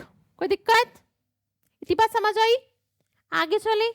मेरे पास वॉल्यूम और मोल्स का क्या रिलेशन है, मोल्स बराबर होता है given volume of gas, gas लगाना बहुत जरूरी है, गैस का ही तो निकाल रहे हो, given volume of gas at STP divide किससे करोगे, 22 चेक। कोई दिक्कत। अब मुझे वॉल्यूम दे रखा है, मोल्स निकालने तो क्या करूं, 22.4 लीटर से डिवाइड कर दूं। तो मैं यहां से यहां तक जाने के लिए क्या करूंगी, डिवाइड बाय 22.4 लीटर, चेक। अगर मैं कहूं मोल्स से रखे वॉल्यूम निकालना है तो क्या करोगे, मल्टीप्लाई बाय 22.4 लीटर। तो यहां से यहां तक आने में आपको मल्टीप्लाई किससे करना पड़ेगा, 22.4 लीटर से। बात समझ आई, ये पूरा का पूरा फ्लो चार्ट सबको समझ आया कि कैसे हमने ये पूरा फ्लो चार्ट बनाया है कि हमें एक चीज से दूसरी चीज कैसे निकाल सकते हैं। क्लियर। यहाँ ये क्या हो गए, इनके फॉर्मूलेज हो गए। अगर किसी को ये भी समझ आ गया ना तो वो मोल्स के क्वेश्चन कर लेगा। क्लियर है। हमें क्या है, हमारा डेस्टिनेशन पॉइंट क्या है, मोल। यहां से शुरू कर लो, वहां से शुरू कर लो, यहां से कुछ भी दे दे, पहुंचना मोल्स पे हमें जाके। मोल्स पे पहुंचने के लिए 3 तरीके हैं, तीनों तरीके से जा सकते हैं मोल्स पे अपने। पार्टिकल दे तो Na से डिवाइड करके पहुंच जाओ मोल्स पे, मास दे मोलर मास से डिवाइड करके पहुंच जाओ मोल्स पे, वॉल्यूम दे गैस का तो 22.4 लीटर से डिवाइड करके पहुंच जाओ मोल्स पे, पहुंच जाएंगे। मेरी बात सबको समझ आई कि मोल्स पे जाना कैसे है, मोल्स तक जाना कैसे है, क्लियर है। क्या ये सब कर लेंगे कि मोल्स निकालते कैसे हैं, मोल्स के अगर क्वेश्चन आएंगे, क्या इन तीनों फॉर्मूलेस को रख के क्वेश्चन हो जाएंगे? कोई भी क्वेश्चन आए? क्लियर है? बेसिक मोल्स का समझ आया? चलिए आगे बढ़ते हैं। देखिए, अभी मैंने आपसे बोला कि आपको मोल्स निकालने हैं, मोल्स निकालने। कहीं कहीं आपसे वो क्वेश्चन में बोलेगा कि आपको सिर्फ मोल्स, आपको मोल्स ना दे के वर्ड, आपको बोलेगा calculate the number of gram ion, calculate gram atom, calculate number of gram molecule. क्या बोलेगा? Gram ions, gram atom, gram molecules. But वो बात क्या कर रहा है? वो बोल रहा है आपको मोल निकाल दो। बस मोल की भाषा बदल दी उसने। क्या बोल दिया? Gram ion, gram molecule, gram atom. But आखिरी में कैलकुलेट क्या ही करना था? मोल। तो जरा यहां ध्यान से देखिए कि हमारा क्या है? मोल। अगर मोल को वो बोले एटम के विद रिस्पेक्ट, मोल्स को विद रिस्पेक्ट टू एटम बोला जाता है क्या? Gram atom. क्या बोला जाता है? Gram atom. मोल्स को ही विद रिस्पेक्ट टू मॉलिक्यूल बोला जाता है। विद रिस्पेक्ट टू अगर मैं मॉलिक्यूल्स लूं तो मोल को ही बोला जाता है क्या? Gram molecule. चेक। मोल को ही विद रिस्पेक्ट टू आयन बोला जाता है क्या? ग्राम आयन। चेक। ये सब बातें क्या है? वो हमसे क्या निकालने के लिए बोल रहा है? मोल निकालने के लिए बोल रहा है। देखिए, सपोज कीजिए क्वेश्चन अगर वो देता है कि you have 14 gram ion of M3 minus. Let suppose वो ये बोल रहा है, क्या दे रहा है इसने? 14 ग्राम आयन N3 माइनस आयन के। मतलब क्या दे रखे है उसने? मतलब उसने 14 ग्राम आयोन मींस 14 मोल्स दे रखे हैं किसके? N3 माइनस के। देखिए ना, मैंने कहा विद रिस्पेक्ट टू आयन, उसको क्या लिखेगा वो? ग्राम आयोन लिखेगा। तो इसने क्या लिखा है? ये ग्राम आयन लिखा है। मींस ये क्या है? ग्राम आयन किसको बोलते हैं? मोल को ही तो बोलते हैं। तो मतलब ये क्या दे रहा है? इसके 14 मोल्स दे रहा है। 14 ग्राम नहीं दे रहा, मास नहीं दे रहा, ये इसके मोल्स दे रहा है। तो इसका मीनिंग क्या है कि ये इसके 14 मोल्स हैं किसके? N3 माइनस के। मेरी बात समझ आ रही है? मेरी बात सबको समझ आई कि अगर वो लिखता है gram ion, gram atom, gram molecule, मतलब वो क्या दे रहा है? वो क्या दे रहा है? मोल्स दे रहा है। ठीक है। जैसे यहां उसने लिखा कि 14 gram ion of N3 minus, word क्या दिया? ग्राम आयोन, मतलब 14 मोल दिए हैं N3 माइनस के। बात समझ आ गई?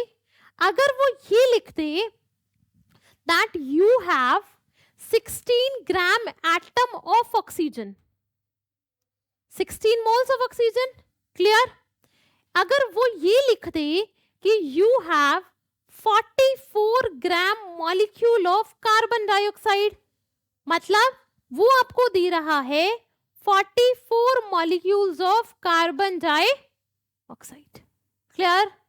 मेरी बात सबको क्लियर हुई? सबको समझ आई? मैंने कहा कि मोल आयन के विद रिस्पेक्ट लिखे तो ग्राम आयन होता है, मॉलिक्यूल के विद रिस्पेक्ट लिखे तो ग्राम मॉलिक्यूल होता है, एटम के विद रिस्पेक्ट लिखे तो क्या होता है? ग्राम एटम होता है। मेरी बात क्लियर? ग्राम आयन बोल सकते हैं आयन के विद रिस्पेक्ट, एटम के विद रिस्पेक्ट ग्राम एटम होता है, मॉलिक्यूल के with respect gram molecule. Clear? पर बात क्या है? वो सिर्फ मोल ही है। मेरी बात क्लियर हो गई? नहीं कंफ्यूज होंगे? क्लियर? चलिए, तो ये था हमारा ग्राम एटम, ग्राम मॉलिक्यूल और ग्राम आयन किसे कहते हैं। ठीक है, अब कुछ क्वेश्चंस कर ले। मोल तो हो गया, मोल के फॉर्मूलेस पढ़ लिए, तो जरा एक क्वेश्चन करिए। क्वेश्चन क्या कहता है, देखिए जरा ध्यान से। क्वेश्चन कहता है हमारे पास 44 ग्राम ऑफ कार्बन डाइऑक्साइड है, निकालना क्या है, पहले मोल्स, फिर मॉलिक्यूल्स, फिर कार्बन हाइड्रोजन और कार्बन और ऑक्सीजन के एटम निकाल ले। स्टेप वाइज शुरू हो जाए। देखिए पहले हमें डी क्या रखा है फर्स्ट पार्ट में, 44 gram of carbon dioxide, 44 gram of CO2। तो पहले नंबर ऑफ मोल्स का फॉर्मूला क्या होता है बताओ, given mass upon molar mass. तो यहां पे given mass upon molecular mass,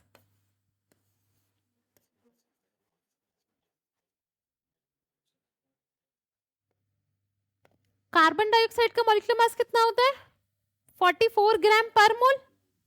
तो यहां पे नंबर ऑफ मोल्स निकल जाएंगे, कितना मास है 44 ग्राम डिवाइड बाय 44 ग्राम पर मोल, कितने मोल्स आ गए। ये बात सबको समझ आ गई। इसके अंदर कितने मोल आए, 1 मोल। आगे क्या निकालना है, मॉलिक्यूल्स। चलिए सेकंड पार्ट पे चलिए जरा। अब मुझे एक बात बताइए, 1 मोल में कितने मॉलिक्यूल्स होते हैं, एवोगैड्रो नंबर जितने, Na जितने, मतलब 1 मोल मॉलिक्यूल में कितने मॉलिक्यूल्स, Na मॉलिक्यूल्स, राइट। यही बताया था। 1 मोल में Na मॉलिक्यूल्स, कितने मोल है, 1 ही तो मोल है आपके पास, तो टोटल मॉलिक्यूल्स कितने हो गए आपके पास Na। ये बात सबको समझ आई। तो टोटल नंबर ऑफ मॉलिक्यूल्स कितने हो गए आपके Na। चेक, सेकेंड पार्ट निकल गया। Na मॉलिक्यूल्स मतलब 6.022 इंटू 10⁻23 मॉलिक्यूल्स, ऐसा बराबर 6.022 इंटू 10⁻23 मॉलिक्यूल्स। इस बात में किसी को भी कोई डाउट, सबको समझ आया ये पार्ट। थर्ड पार्ट में क्या बोल रहा है, हमें बताने हैं एटम किसके, कार्बन और ऑक्सीजन के, किसमें 44 ग्राम ऑफ कार्बन डाइऑक्साइड, ये बताने हैं। मॉलिक्यूल्स तक पहुंच गए, शुरू कीजिए।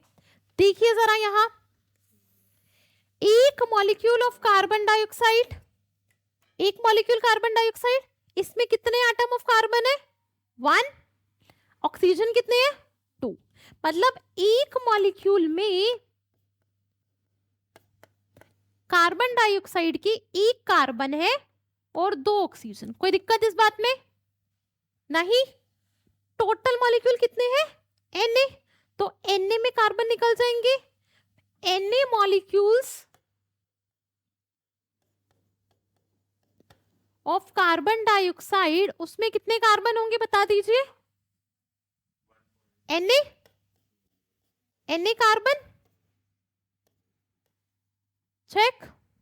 हमारे पास Na मॉलिक्यूल्स है, 1 मॉलिक्यूल में 2 ऑक्सीजन है, तो Na मॉलिक्यूल्स में कितने होंगे 2 Na ऑक्सीजन। Na मॉलिक्यूल्स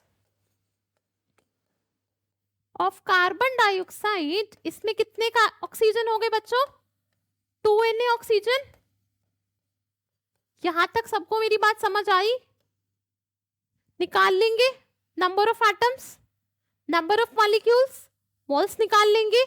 ये क्वेश्चन समझ आ गया, क्लियर। चलिए अगले क्वेश्चन पे बढ़िए। देखिए क्वेश्चन क्या दे रखा है, मीथेन दे रखी है।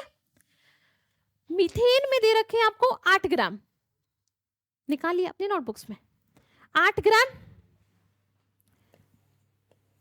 हमें दे रखा है 8 ग्राम मीथेन, 8 ग्राम मीथेन। पहले निकालने हैं मोल्स, फिर निकालने हैं मॉलिक्यूल्स, फिर निकालने हैं एटम, फिर निकालने हैं इलेक्ट्रॉन, देन निकालने हैं प्रोटॉन एंड लास्ट में निकालने हैं न्यूट्रॉन।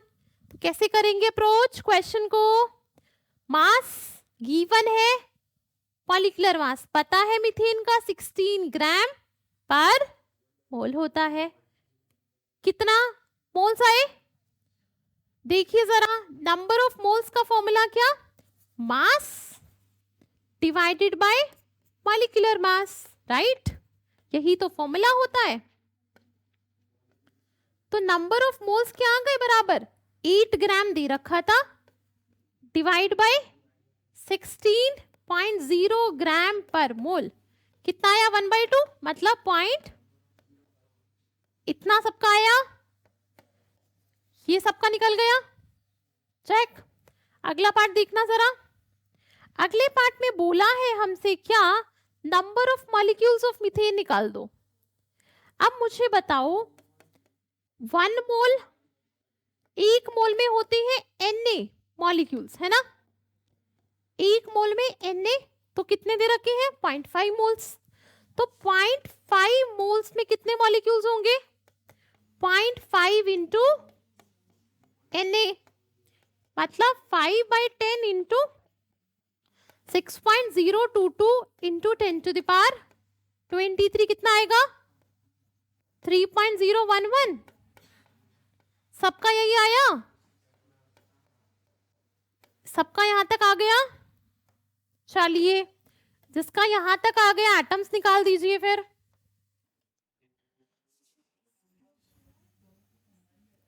अब देखो, जैसे कार्बन डाइऑक्साइड वाला किया वैसा ही क्वेश्चन है, मीथेन क्या है, देखना जरा यहाँ पे, देखो जरा यहाँ मीथेन क्या है CH4, इसमें एक मॉलिक्यूल की अगर मीथेन की बात करूं, कितने कार्बन, एक कार्बन, कितने हाइड्रोजन, एक कार्बन होता है 4 हाइड्रोजन होती है, राइट, एक मॉलिक्यूल ऑफ मीथेन में एक कार्बन है 4 हाइड्रोजन है। जरा ध्यान से देखो, टोटल मॉलिक्यूल्स कितने, 0.5 Na मींस इतने, इतने मॉलिक्यूल्स, एक में एक कार्बन, तो इसमें कितने कार्बन, इतने ही तो होंगे।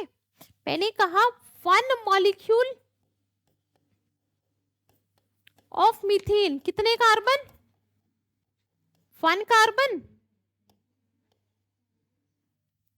एक मॉलिक्यूल में एक कार्बन है, इसमें कितने आएंगे, निकाल लोगे, 3.011 इंटू 10⁻23 मॉलिक्यूल्स, इसमें कितने कार्बन होंगे बताना, यहां देख लो कितने कार्बन, 3.011 इंटू 10⁻23 कार्बन। सबको यहां तक क्लियर है, ये क्लियर। एक मॉलिक्यूल में कितने हाइड्रोजन 4, तो इतने मॉलिक्यूल में कितने हाइड्रोजन 4 से मल्टीप्लाई कर दोगे, टोटल नंबर ऑफ हाइड्रोजन कितने हो गए 4 इंटू 3.011 इंटू 10⁻23 कितना आएगा 12.044 इंटू 10⁻23, इतना आएगा। क्या यहां तक किसी को कोई भी दिक्कत, क्या यहां तक किसी को कोई भी दिक्कत, यहां तक हो गया, आगे बढ़े, आगे क्या निकालना है, इलेक्ट्रॉन, प्रोटॉन और न्यूट्रॉन, यही निकालना है, बहुत इजी है अब भी। चलिए क्या देखना, यहां देखो, यहां देखो, यहां देख लो, मैं बता रही हूं, हमारे पास क्या है CH4 है ना, किससे मिलकर बना है, कार्बन हाइड्रोजन से, कार्बन क्या है, कार्बन 612, हाइड्रोजन क्या होता है, चेक, ध्यान से देखना, ये एक कार्बन में कितने इलेक्ट्रॉन 6, इलेक्ट्रॉन कितने, प्रोटॉन कितने, न्यूट्रॉन कितने, कोई दिक्कत, 12 - XX, हाइड्रोजन में इलेक्ट्रॉन कितने,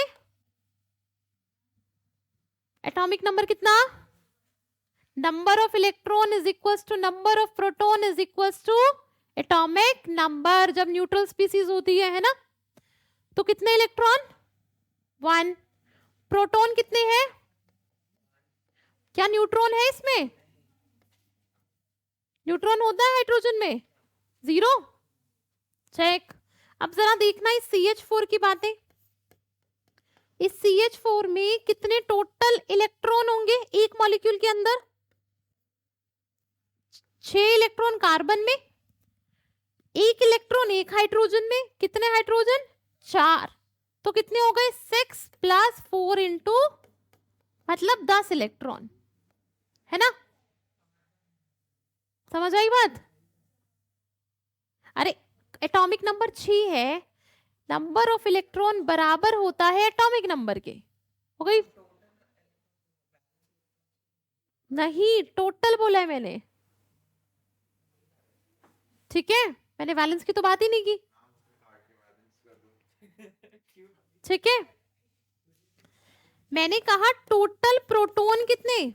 अब मुझे जरा ये बताना, प्रोटॉन भी कितने? 10 हो जाएंगे। 6 + 4 इंटू 1 मतलब 10 प्रोटॉन। बट न्यूट्रॉन कितने होंगे? हाइड्रोजन में तो कोई न्यूट्रॉन नहीं होता, सिर्फ कार्बन में होता है। तो टोटल न्यूट्रॉन कितने हो गए? 6 हो गए सबके लिए।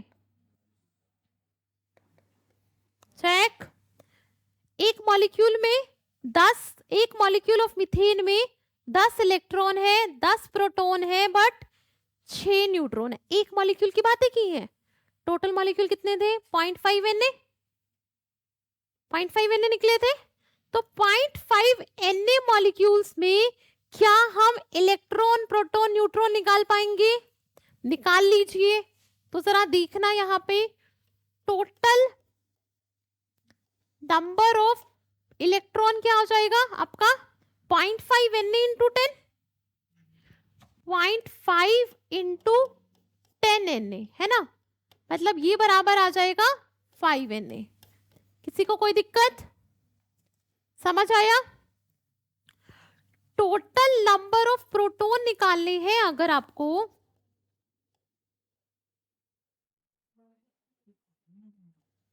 क्या निकलेगा? टोटल नंबर ऑफ प्रोटॉन क्या आएंगे? 10 इंटू 0.5 Na, 10 इंटू 0.5 Na, कितना आंसर आएगा? 5 Na। यहीं पर आपसे मैं बात कहूं कि टोटल नंबर ऑफ न्यूट्रॉन्स बता दीजिए मुझे, तो क्या होगा? 6 इंटू 0.5 Na, कितना आंसर आएगा?